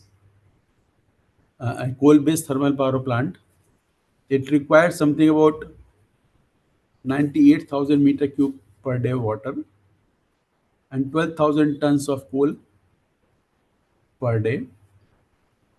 And as a result, it generates about 8,000 megawatt power. And 80% this 920 megawatt goes to the for transformer, and the remaining 80 megawatt is used within the plant. This is the diagram it is showing. But what it generates, apart from the 90,000 megawatt, it also generates 4,200 tons per day ash. What is the utilization of this ash? Now, government has made it mandatory to utilize the ash generation within a period of 5 years. 100% utilization of ash should be there. It is a very good source of material for cement making. Most of the power plant are connected to the cement plants, and this raw material goes to the cement plant for cement making. And there are many applications are there of fly ash, but still there are many quantity is unutilized, because the utilization of coal and generation of fly ash is so much that it cannot be utilized, or there is no further demand of cement so that it can utilize the entire fly ash. Another two important parameters in terms of the gases is the carbon dioxide, which is a greenhouse gas. Nearly 30,000 tons per day greenhouse, this carbon dioxide gas is released from the thermal power plant of 1000 megawatt, along with 680 tons per day of SO2 and NO2. So these two, can these be converted into some sort of fertilizer, SO2 and NO2? But both the elements are important for in the fertilizer. And now the efforts are being made to sequester this carbon dioxide, to capture this carbon dioxide and make it methanol out of this carbon dioxide. Some plant have already come into operation in Singrauli area, and this is the technological development taking place on continuous basis depending upon the need of the hour. So the day is not far, at the moment the sulfur dioxide, nitrogen dioxide, which are not fully captured in the thermal power plant, though Some desulfurization plants are being installed, but still that is not serving as a product, but these are the converting again to gypsum, and gypsum is a limited application. So again, that is converting the problem of solid waste management. So can this be converted in through some process, through some advances into the fertilizer, so that it can go back to the agricultural field? Maybe the thought process can go in that direction. And one important aspect I wanted to highlight here is that the transmission and distribution losses. Transmission and distribution losses in a country are more than 30%. Once the power is generated from the power plant, when it goes for the transmission and distribution, nearly 31/3 of the power is lost before it is accounted in the national exchequer, I would say, whether in the form of theft or it is because of the poor transmission lines. So many parameters could be responsible for that, but these are not built properly. It has a bearing again on the resources. So that means as the actual consumer, it is only the 2/3 power is available. So again, to make the requisite power available, again, one has to generate the more power. So that means if the 33 again 30 add 33% here, so again correspondingly water consumption will increase, correspondingly water coal consumption will increase, correspondingly waste generation will increase by 33% or so. So just by controlling the transmission and distribution losses, this can be prevented. Whereas there are successful examples of other European countries and Japan as also, where the transmission and distribution losses are only 4%. So can this be reduced, 33% be reduced to 25%? Can there be a annual plan to reduce, minimize these losses to bring to that level? Maybe in time to come, in next 10 years, this 33 becomes 3% or so. So we can have lot of saving on the environmental as well as resources as well as on the environmental front. So then it becomes a sustainable development.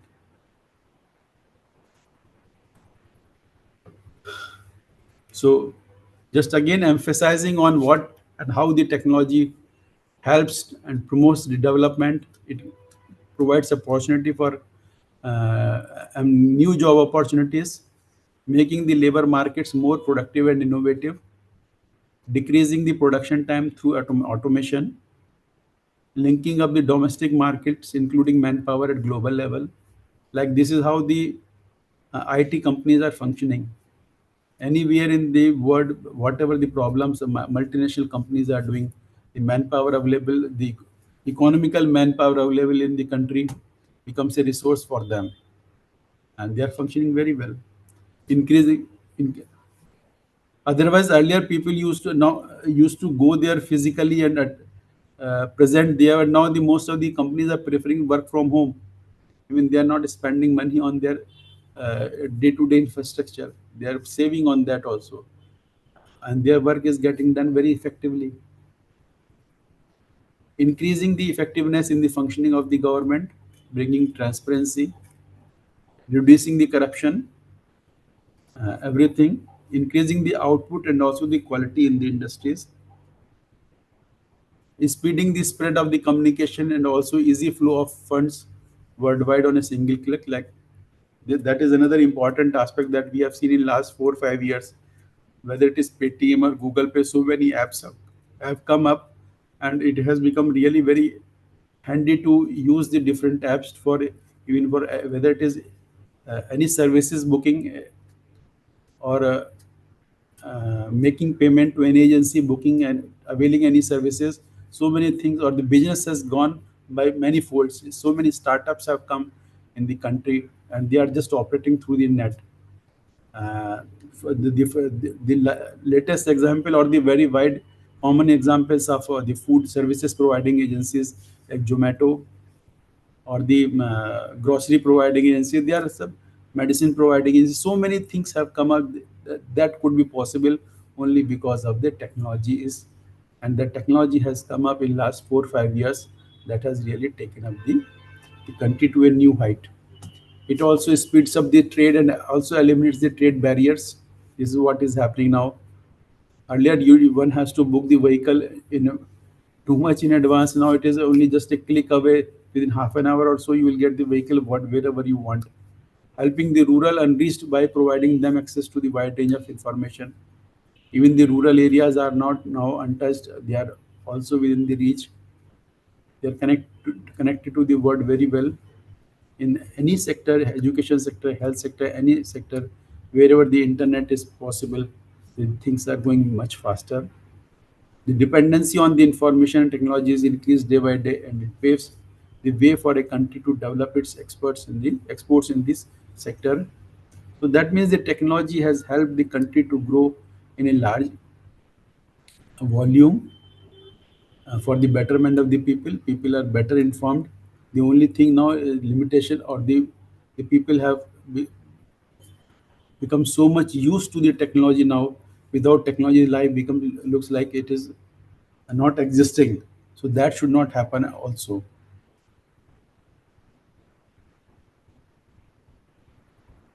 So this is another important aspect of the technology, that how the technology has changed the situation scenarios in last couple of decades, and more so in the last decade, and more so in the last 4 or 5 years. How this technology has taken a new shape, new direction, that has made really the entire world as a small village kind of thing. That the things have become so fast, so quick, that and this could only be possible because of the technology. Another important aspect I want to touch for this is the mission life. I'm sure that you might have heard about the mission life. And life stands for lifestyle for the environment, and there is a need to create pro-planet people, like the people who understand the environmental challenges, the problems of the environment, and the problems are generated because of the lifestyles. The lifestyle, the consumption patterns of the people, how these patterns have changed over couple of decades, and that is creating the enhanced consumption of resources, mindless consumption of resources, and how to make them again bring back them to a sensible consumer. I said the judicious consumer, so that it can help the conservation of the resource at one side, and the second aspect, the environmental protection on the other hand. So just to give you a brief on that, I'm sure that you might be aware of this aspect, the Prime Minister, Honorable Prime Minister, in COP26, that the Cooperation of Parties meeting in the United Nations Climate Change Conference in November 2021 announced Mission Life to bring individual behaviors at the forefront of the global climate action narrative. If you want to tackle the problem of climate action, what needs to change? What needs to change is our lifestyle pattern. Now, the world admits today that lifestyle has a major role in climate change. That's why the Prime Minister has announced that the life means the lifestyle for environment. Life envisions replacing the prevalent use and dispose economy. Because as I recall, some 30-35 years back, before that, the people were very reluctant to to throw the things. But after 90s, it became the culture that use and throw practice became very common in 90s. And now, year and after year, decade and after decade, it became almost a use and throw, use and throw, use and throw, use and dispose, or use and throw. So that kind of culture that got developed in last 3 decades, that needs to be prevented, stopped, and again our old traditional culture needs to be followed back. So the life envisions replacing the prevalent use and dispose economy, or use of throw economy, governed by the mindless and destruction destructive consumption. Very important words here.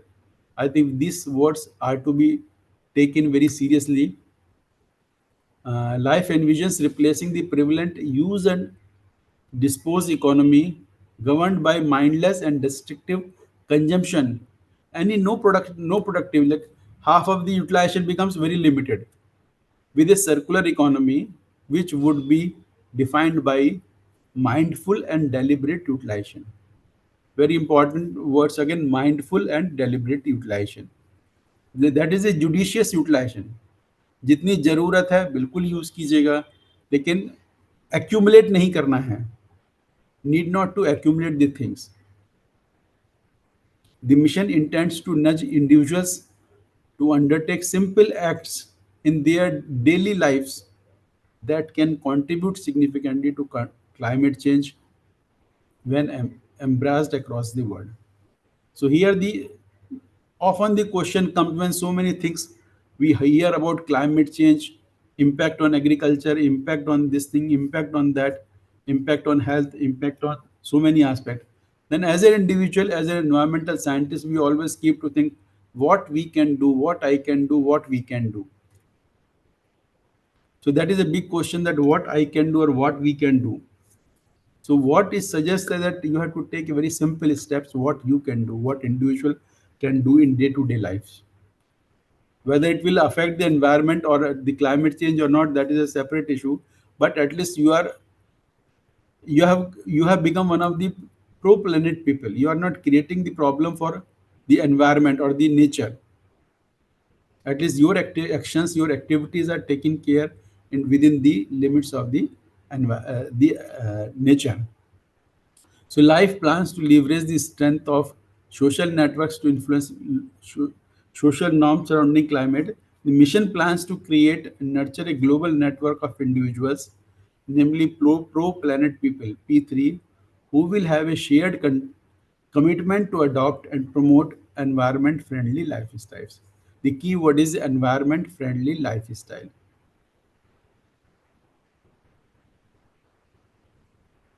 So can we develop as an individual?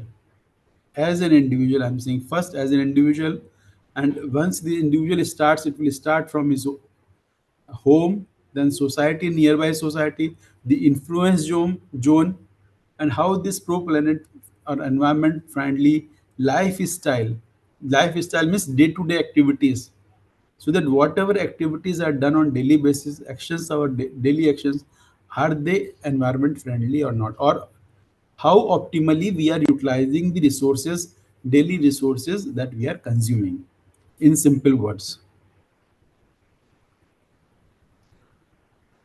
And as we know that the situation has become very demanding after the post-corona period, during the COVID period or the post-COVID period, and also looking at the international situations where the many countries are in difficult times. Nobody knows what will happen and where it will happen, but again it will have the impact on other countries as well. And to support the, as far as the country is concerned, 140 crore people, continuously providing them a reasonable quality of life, sufficient food, reasonable quality of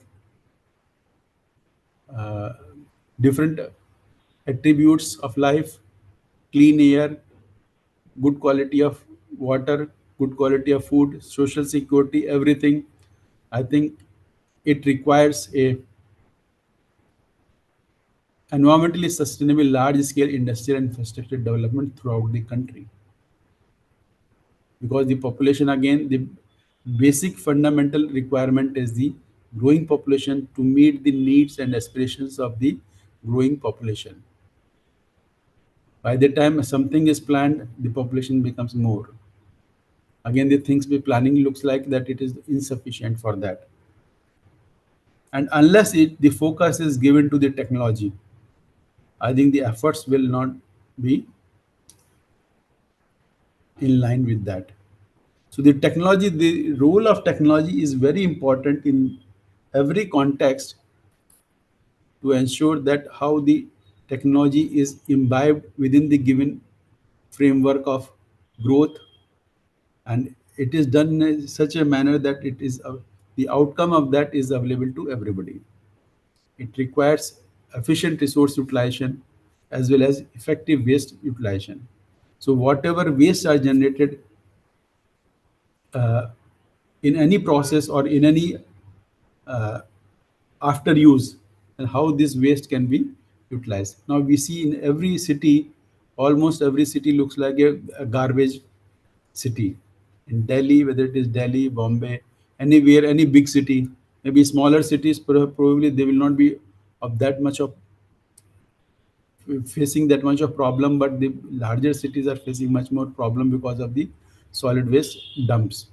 So much huge quantity of waste is generated in the city, that how to utilize that, how to utilize entire quantity of that. In Delhi, it is more than uh, something about 12,000 metric ton is generated on daily basis.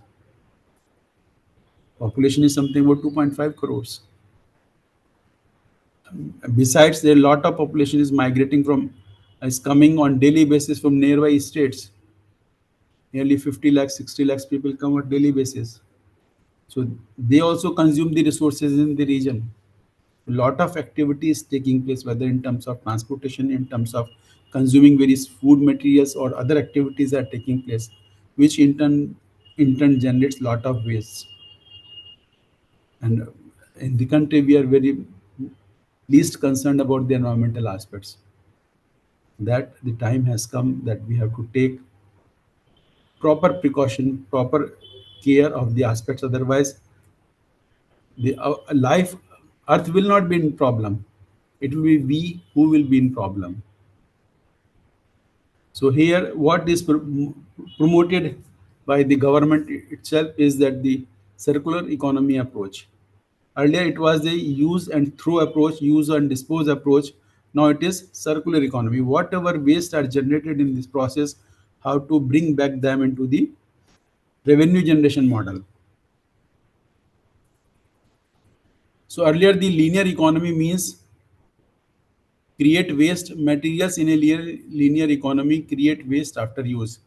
Take material, raw material, make some product, use the product, and dispose of. Like in the circular economy, again, make, use, collect, transform, and reuse. So that, and at the end, the material which is to be finally disposed of becomes very less. It should not be more than 5 to 7% of that. So that, and that to that extent that the nature can take care of remaining materials. So a lot of efforts are going from the ministry side also, and they have come out with certain circular and circular activities planning regularly on this important aspect of life. I'm sure you might have heard of it, along with Niti Ayog. As an individual, I always say need to think before throwing your belongings for better utilization. May not be in the same form, but can it be, the form can be changed and can be better utilized. Just, and this is the slide I have taken from the ministry's website, Ministry of Environment and Forest. Like the country has these commitments, or the National Development Councils has included this life mission in their portfolio, and the quantifiable goals are 45% reduction from 2005 level emission intensity by 2030. So these are the top three are the three goals that have been set by the government, like reducing the emissions by 45% by 2030, approximately use of non-renewable energy, renewable energy resources for the power generation by 2030, 50%, like solar energy, wind energy, that has to be 50%, and create additional carbon sink for 2.5 to 3 billion tons of carbon dioxide equivalent through additional forest and tree cover by 2030. So these are the three major quantifiable goals identified by the government. Besides five non-quantifiable goals in terms of lifestyle for environment to put forward and further propagate a healthy and sustainable way of living based on traditions and values of conservation, which has been our um, traditional system. जो 30-40 years पहले हम लोग देखते थे ये कि till the material comes to an end कि अब आगे उसका यूज कुछ नहीं हो सकता ये, then only it was discarded. So that kind of attribute has to come again, but in a different context, in a different way. Not necessarily that ये अगर it has to be we have to follow the same pattern which you used to be 30-40 years ago, but it could be a different thought process, can be different, because so many platforms are available, so many technological interventions have come up in last 30-40 years. So with that, something new can come up. Conservation, moderation, including through a mass movement for lifestyle for environment as a key combating climate change. And this calls for shift in collective approach towards sustainability. There are the three phases, important phases, by shifting demand, change in supply patterns, and change in policy. And this is how this can be sustainability can be obtained by the efforts at the government level. Individuals nudging individuals across the world to practice simple yet effective environment-friendly actions in their daily lives. तो ये सबको individually देखने की what I can do, what I can contribute in my day-to-day life. How much waste is generated in the kitchen? How much it can be minimized? How much waste is generated or activities are leading to wastage of water, wastages of water, wastages of electricity, wastages of fuel? How much it is going wasting in day-to-day basis? How much it can be conserved? Individual has to see their own practices. Change in supply, changes in large-scale individual demand are expected to gradually nudge industries and markets to respond and tailor supply and procurement as per the revised demands. Change in policies, the government is now making efforts towards changing the policies, bringing those concepts which make the which helps uh, optimizing the resources, promoting the circular economy, even for the toxic and hazardous waste processes. How the circular economy can be brought into that kind of concept, so that the consumption becomes sustainable and as well as the production becomes sustainable. So government is incorporating those kind of policies. So these are the basic themes of the life as on date: reduce waste, reduce e-waste, adopt healthy lifestyles, adopt sustainable food systems, reduce single-use plastic, save water, save energy. Just think about yourself, how much plastic waste gets generated in your house, right? From bread to some other packets. And what is the use of those? Milk pouches, packets, and different food items packets. And what we do with this plastic item? Where it goes? Does it go to dustbin daily, or it is collected separately, or what best can be done with this? Can we demonstrate some examples? Because nowadays technology has made is available. Maybe the social media is very good platform now, where the lot of YouTube's videos are available on each and every aspect to understand, learn new things. Yes, this can be done, this can be done. So many options are available there. Can that become even a startup company based on that activity? What new things, new challenges, if it is adopted anywhere in the world, can it be replicated in my own condition, in our own society? Can it generate some revenue? Can this be a kind of a startup company can be initiated with that? So again, the thought processes have to be developed in aligning with that, and vast use of technologies envisaged at each stage, whether it is communication, information technology, material tech, industrial technology, automation technology. So technology is always everywhere. And besides our own indigenous desi technology that we call as a jugaad technology. So that becomes your inherent technology which every individual or any Indian has in his or her way owning that kind of technology, inbuilt technology of the Indians, jugaad technology. That has to be valued very much, which we learned traditionally from our ancestors. So these are the areas of work. Even more dimensions can be added to that. What can be done further to this? And as per an estimate, how this can affect if 1 billion people become pro-planet people, how this can help by small actions, how this can help in reducing the environmental load, switching off car and scooter engines at traffic lights by 1 billion people can reduce, can save up to 22.5 billion kilowatt hour of energy by 2030. Turning off running tap when not in active use can save up to 9 trillion liters of water by 2030. Use a cloth bag instead of a plastic bag while shopping can save up to 375 million tons of solid waste from entering the landfill site. So see the impact, how much impact it could be.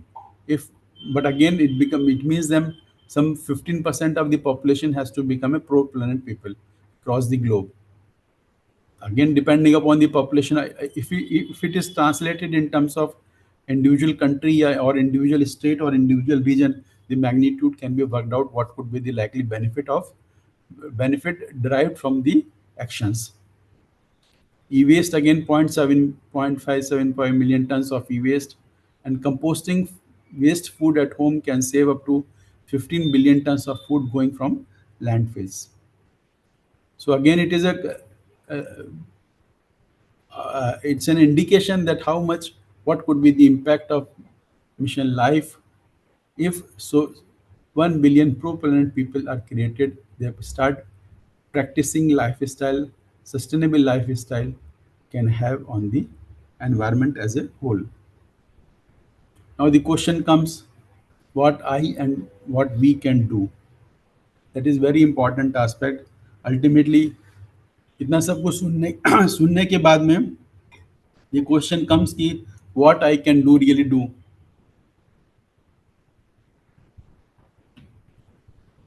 Some may be directly connected, some may not be directly connected, but still they may be working in different domain.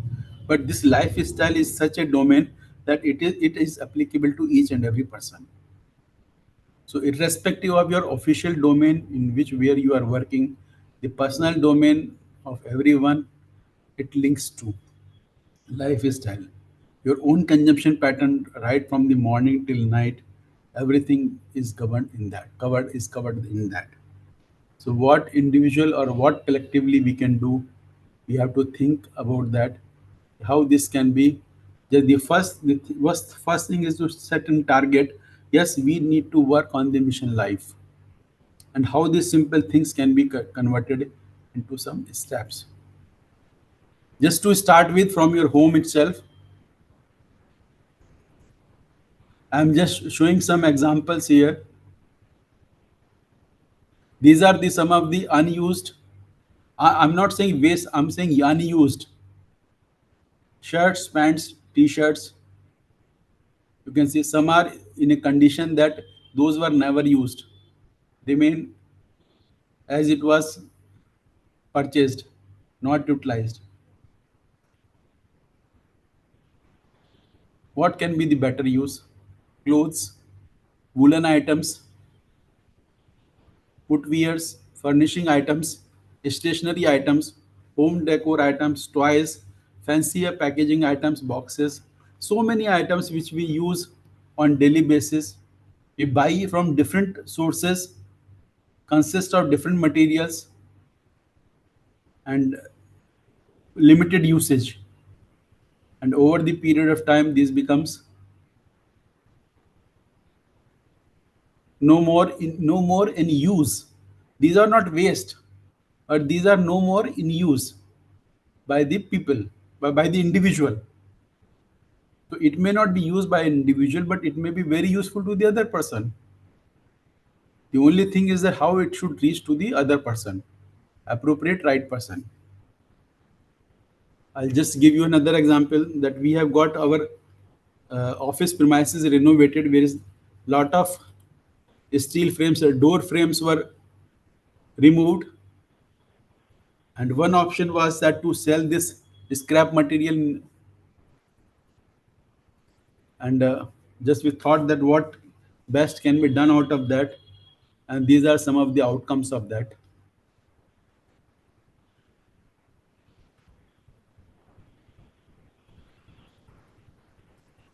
So these are made from our the unused material or the so-called waste material generated in the office.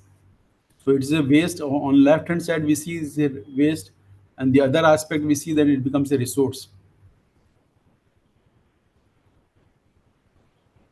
So here there comes the role of the our thought process. What way we are thinking it about. Few more examples. You can see the bottles here. This is, I have tried myself at my home. I mean, just see how much waste it can accumulate. 1 liter bottle can accumulate. The daily packets, the food materials that comes into different packets, right from bread to different non-liquid items, I would say dry items,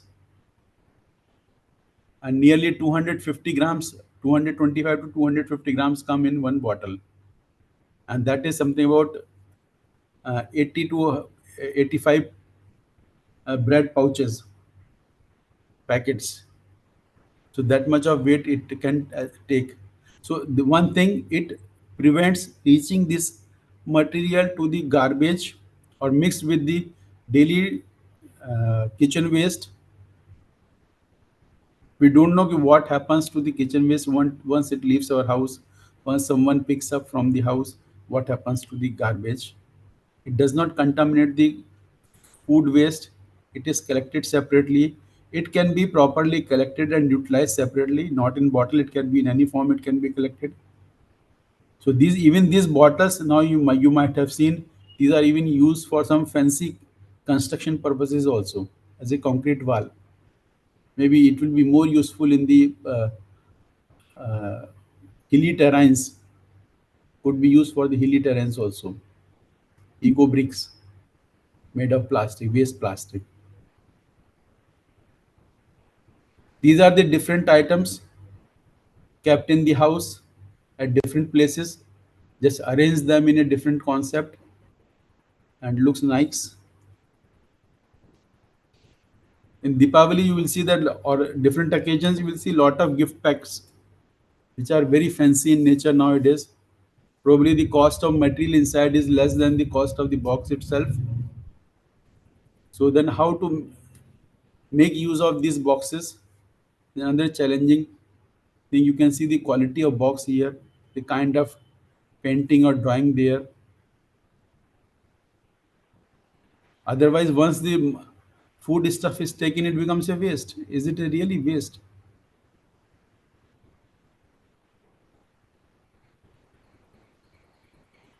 So just since all our faculty members, teachers from different organizations, different schools or colleges, I was just thinking of, can some sort of care and share for environmental sustainability at a school college level be there, wherein the students can be encouraged to make use the unused household items into some useful products. Unused, it is not waste, it is unused household items which are not used for a long time, which you think will not be used in the house for any reason. Can it be brought to some point in this college or school, sort them as per the utility? Some may be directly usable and some may be made more attractive and useful. Those which are not useful can be discarded. and students, I mean, it could be a student driven activity, and this can be further converted into some sort of uh, uh, shop kind of thing within the college premises, where the creative group, the money, whatever the money or the functions can be arranged on the, this kind of sale can be arranged on the parents teacher meeting or any other festival function at about affordable prices, and also through social media, and some sort of life student entrepreneurship, some startups can be made, and such kind of things can be, some alumni can also invest in this kind of ventures. So maybe these are some of the thoughts that can come. Again, technology can be used in this to propagate the things, and let us see, so many things are there. Business attitude is gets also developed here, arranging the things properly, environmental aspects, resource utilization, number of other domains are also taken into account here, and it develops as a complete package for the students who will be taking up this kind of approach. And ultimately, making life, mission life is making life more meaningful by creating and nurturing a global network of individuals, that is pro-planet people, who will have a shared commitment to adopt and promote environment friendly lifestyles through better use of technological interventions for the self usage, and also for the use of for the benefit of the underprivileged people in the society. So to summarize, I would say that environment is a concern of all. We have to ensure sustainable development, that is the balancing the need and greed, between the need and the greed, and our environment is the basis of our life. Therefore, we all have to preserve it, protect it, and serve it through continuous technological interventions for our present, for our better present, and for tomorrow. So for meeting the needs of the present generation as well as for the future generation, the technological interventions have to continuously be uh, invented, be developed, so that the sustainability of the life remains on the earth for the benefit of all.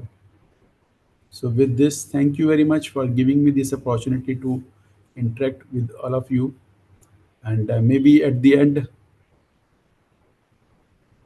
you may like to ri- write something about two good things about this course, two things that need to improve, two learnings from the course so far, how you are going to implement the learnings in your professional and personal life from the interaction so far in this training program.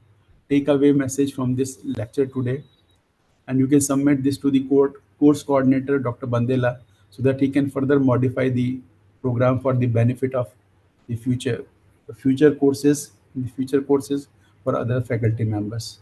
So this is all from my side. Thank you very much, all the participants. I hope the message I wanted to communicate, you are able to take it in right perspective. And I thank Dr. Bandela and the Bamu University management to giving me this opportunity to share my thoughts on these very important aspects of role of technology in sustainable development. Thank you very much. Any questions, any queries, I'll be happy to respond to that.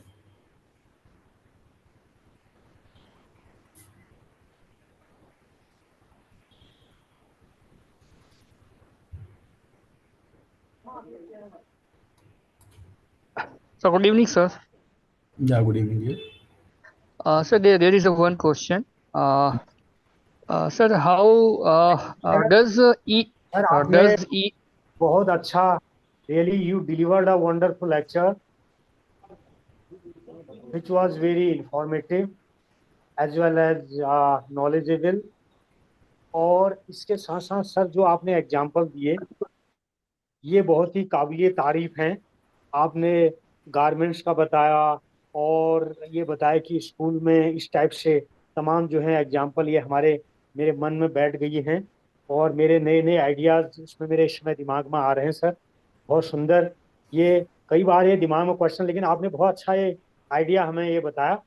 और जो आपने एक life style to environment, ये भी बहुत ही काफी रोचक, और ये भी हमारे मन को छू गया है।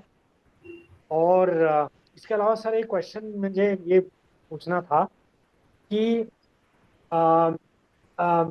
actually the water that we are drinking at home, RO, either at home or any other places, are we getting proper minerals? Yeah, that is a big question that we are always, nobody is emphasizing that aspect actually, man. Please Do we explain, really need, or do we tell me really need, idea, sir. do we really need RO to be installed in every house, or is it really requirement of that region? So first, before installing any RO system, please ensure that what is the water quality you are receiving in general. If it is a municipal water supply, normally municipal water supply is adequate. Only sometimes a disinfection is required. A simple filtration will do, but that does not require the usage of RO. To just ensure whether what is the TDS level in the water, what are the general water quality parameters there, and depending upon that, then only choose the uh, right type of water purification system for which parameter, because RO does only for the TDS. Whether TDS is the issue, whether it is a bacteriological issue, infection could be a point of concern. So if it is a bacteriological parameter, then UV will be sufficient, then need not to go for RO. तो उसके लिए पहले ये determine करना बहुत जरूरी है कि what is the prevalent levels of TDS in the water, और एक बार वो असर्टेन हो जाए, अदरवाइज नॉर्मली जो क्या होता है अपने यहाँ प्रैक्टिस किस तरीके से रहता है, ये we don't change the filters for long time.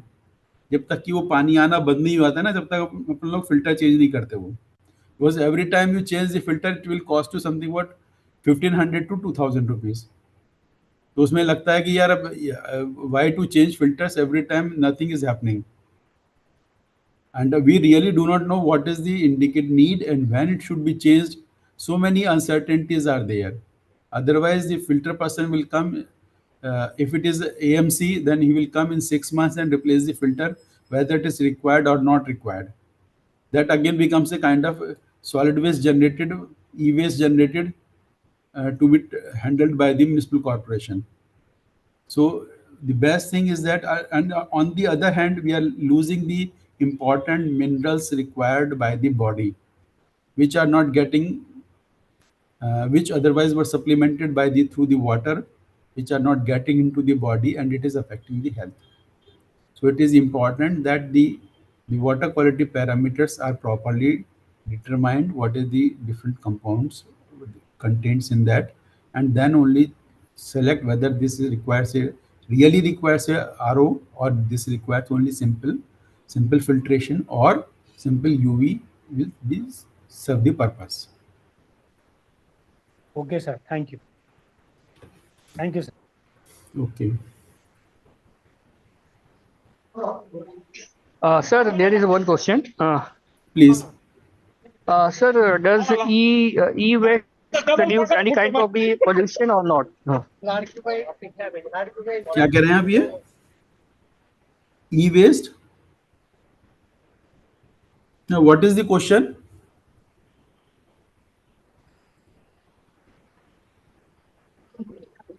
Electronic waste से सर कोई पोल्यूशन होता है क्या सर? हाँ, देखिए इलेक्ट्रॉनिक वेस्ट जो हम कहते हैं ना, ये so electronic waste is comprising of so many items. इसमें प्लास्टिक भी है, बैकलाइट भी है, मेटल्स भी हैं। अगर आप इसका इंटीरियर अगर आप खोल के देखेंगे ना, तो it consist lot of metals and heavy metals.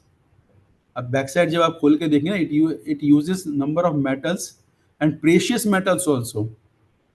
तो अगर वो आपका प्रॉपर्ली डिस्पोज्ड ऑफ नहीं होता है, इफ इट गेट्स लीचिंग अगर उससे होता है ये, तो हो सकता है कि कुछ मेटल्स आपके डिफरेंट एनवायरमेंटल मीडिया में चले जाएंगे। तो अगेन डिपेंड्स अपॉन कि what type of e waste की हम बात कर रहे हैं, ये whether it has electronic waste में, इलेक्ट्रॉनिक वेस्ट है या सिंपल प्लास्टिक वेस्ट टाइप का है ये, जैसे फिल्टर वगैरह की अभी हमने बात की थी ये, है ना, या फिर जो अप्लायंसेज वाले हैं ये काफ़ी जो इलेक्ट्रॉनिक वेस्ट रहते हैं उनमें मेटल्स काफ़ी यूज़ होते हैं, ये प्रेशियस मेटल्स भी काफ़ी यूज़ होते हैं, हैवी मेटल्स भी यूज़ होते हैं उसमें ये, और अगर वो प्रॉपर्ली डिस्पोज ऑफ नहीं होते हैं तो चांसेस हैं कि वो आपके हमारे एनवायरनमेंट में कहीं ना कहीं आ सकते हैं वो दोबारा. And now there are recycling plants are there who you recover the precious metal from that different materials they recover from the e-waste, and they use it for again turn it into the raw material again for different purpose. So the point is that in this kind of waste should not go the landfill sites. All this waste, whether it is cotton waste, it is different type of plastic waste, material waste, this should not go to the landfill site. This should be recovered at the ward level or the society level, and it is properly disposed of. The material which should go to the final landfill site should be very less quantity, which cannot be further utilized. Okay sir, thank you sir. Actually sir electronic vehicle market में जैसे high numbers में अभी आ रहे हैं, तो after the some time 10 to 15 years what will be happen कि जो battery है दैट विल बी डैमेज और it will be empty and have to be replaced. तो अगर इतनी हाई अमाउंट में अगर ये सब बैटरीज अगर बाहर आएंगी तो there is some kind of the provision for the recycling of these battery और उससे जो यस हाँ yes right sir. Right. Even जैसे आपने देखा होगा कि जैसे आप अपने 2 व्हीलर या 4 व्हीलर की जब बैटरी वापस ये करते हैं ना, हम नई परचेज करते हैं, तो normally we sell it back to the, जो भी पुरानी बैटरी रहती है हम उसी को दे देते हैं ये, है ना, विद सम जो भी उसका 500,000 रुपीज जो भी उसका वैल्यू मिलता है, तो with that we change our old battery also. तो सेम थिंग इज एप्लीकेबल कि आपका जो भी अभी बैटरी है ई व्हीकल से जो जनरेट होंगी ये, it will be given back to the same supplier, so that they can properly collect it and dispose either reutilize or in whatever form it is to be can be reutilized. So they can dismantle it component wise, they can dismantle it and reutilize for the different component, or as such if it can have some utility. So again that kind of mechanism has to come in place, but I'm sure that this kind of mechanism will be there. As presently अपना जो lead एसिडेड battery भी है, आपके lead battery भी है ये, उसको भी रिसाइकिल कर देते हैं इस तरीके से ये, so that it does not go to the landfill site. Okay sir, thank you for clarification sir, thank you. Welcome. Hello, sir. Yeah, please. This is Hanif Sheikh from Kumar College, Kultaba. Okay. Sir, I want to ask about the recent trend running in India about the filter water, that RO water. For making, in the process of RO, 70% of brine get wasted. Isn't it, sir? Yeah, this is a big problem. Again, and it is thus people are connecting that mineral water to their living status nowadays. And that mineral water is to that is not that is also not a healthy one. So that you are very, you can say that tap water is more healthier than that mineral water. So what do you suggest, sir, about that? You are very right. And as I was responding to the previous year, so first thing is that just ensure what is the quality of water, that is the quality of water coming as a regular supply in the tap. Just ensure the quality is a regular supply is good enough, so that there is no need to have the RO water. The second point is that the installing a RO gives you a mental satisfaction. And this is how the companies sell their product, that this will be safe for your kids, this will be safe for your family, this will be safe for your so and so. If someone gets some health problem, then person also start thinking that because of the health, because of the water problem, the health problem has come. So the person psychologically becomes tend to buy this kind of gadgets. But one has to ensure whether this device is really required or not required.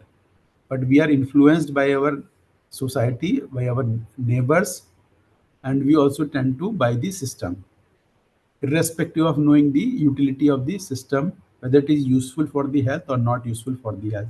Because over the period of time using the RO water, certainly the required minerals will not be there in the uh, body, and so that the food supplements will be required in terms of again metals and these things. So one has to be careful, at least the persons who are aware of this environmental consequences or the what is the safe drinking water quality.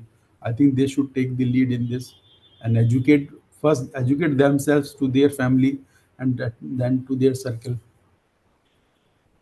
Hello, sir. Hello. Yeah, please.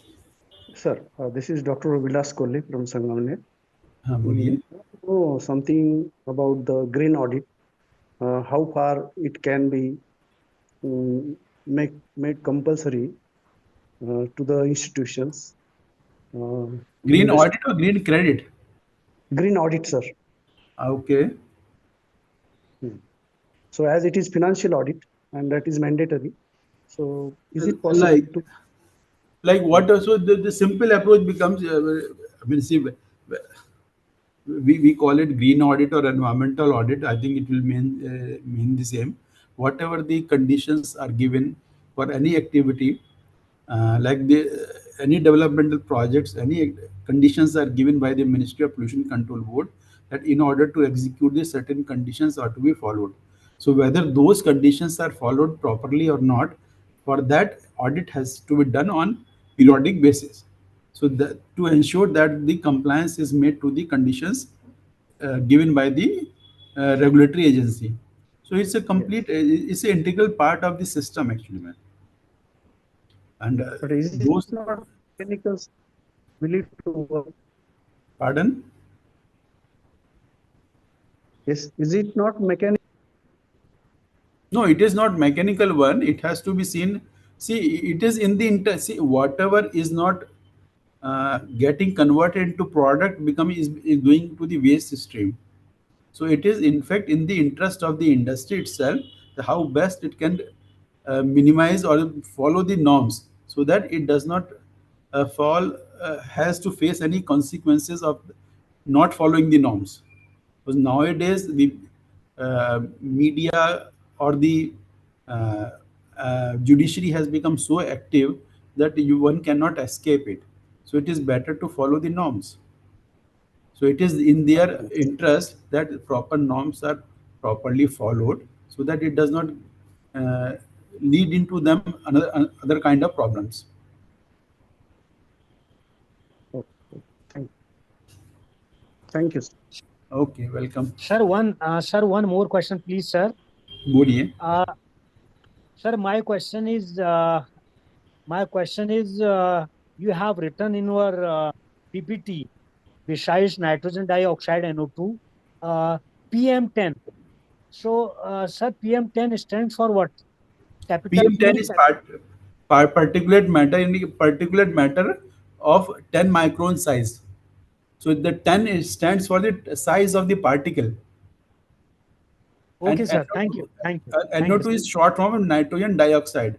Yes, sir. Sulfur Yes, sir. dioxide, nitrogen dioxide, like that. But here Yes, sir. the I know nitrogen dioxide, sulfur dioxide, but it was a little bit confusion about PM10. Okay, it is a particle size of 10 micron. Yes, sir. Thank you. Okay. Thank you, sir.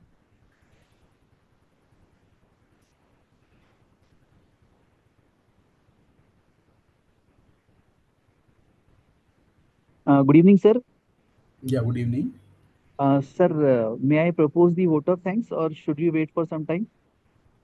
No, it depends. If there are any questions, I'll be happy to respond to those questions.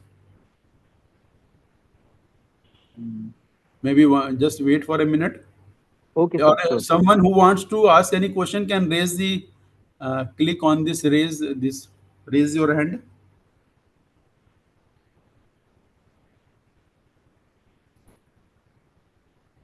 Sir मेरा ये question ये है, last question sir. बताइए. मेरे पास बचपन से काफी किताबें हैं, क्लास 6, 8, 9, 10, 12, बहुत सारी किताबें हैं सर. और सर उन किताबों में उन किताबों को कहीं देने को भी मन नहीं करता सर. इतना प्यार है उन लगाव से, क्या करना चाहिए? ये आपने आपने बहुत बहुत अच्छा अच्छा बहुत आपने प्रैक्टिकल बात कही है ये। और ये हम ऐसे लोग भी जो आपकी उम्र कितनी है अब? आप ये एज वाइज बता दिए, आप किस लेवल पे हैं अब आप? सर मेरी एज है 51 में 1 है सर। आप बिल्कुल सही और कह रहे हैं मेरे अभी। और देखिएगा बच्चों की ये बच्चों की किताब किताब अगर है सर आपकी है तो ये कभी कभी काम आएंगी भी नहीं वो। सर जी सर वो, लेकिन मैं उनको उनको ही पढ़ता हूँ सर, कई बार जब जरूरत होती अच्छा, है पढ़ उनको लेते हैं आप कभी? तो आप उसको अपनी मिनी लाइब्रेरी बना के रखिएगा। जब तक आप उसको लगता है कि आप उनको कभी खोल के देख लेते हैं, तो मिनी लाइब्रेरी बना के रखिएगा आप अपनी ये। क्योंकि जहां तक उन किताबों की जो यूटिलिटी है ये, वो क्यूरिकुलम के हिसाब से तो वो किसी काम की नहीं होंगी वो, है ना। No, it can be used only as a library. तो जहां भी आप किसी को भी देंगे तो पुरानी लाइब्रेरी का ही काम करेगी वो। और जब तक आपको अगर लगता है कि थोड़ा बहुत अगर आप रेफर करते हैं कभी ये, तो वेरी गुड। 10th 12th की क्लास की बुक्स काफ़ी अच्छी रहती हैं ये, बेसिक फंडामेंटल नॉलेज के लिए, जो कि शायद उस समय तो रटना पड़ता था, बट उसको समझने के लिए शायद अब सही स्टेज हाँ है ये अभी। यस सर, ये समय समझने के लिए बहुत बारीक चीजें काम आती हैं सर। हाँ, थैंक यू। बिल्कुल सही है वो। तो आप उनको अपने रेफर करने के लिए आप उनको रखिएगा उनको वो। Thanks a lot sir. Okay, thank you.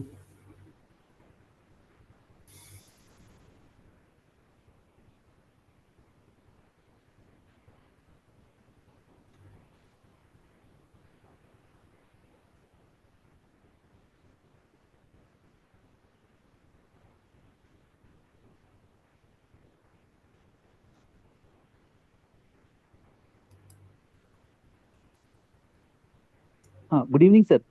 Good evening. Good evening, everyone. I am Dr. Shoaib Khan from Hislop College, Nagpur.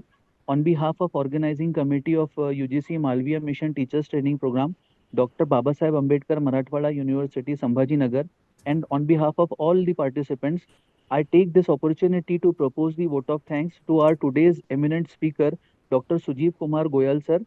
Sir has thoroughly covered the topic on role of technology in sustainable development, and also sir has discussed about the primary and secondary air pollutants, also about the preventions and policies that we have to or the government is taking care of.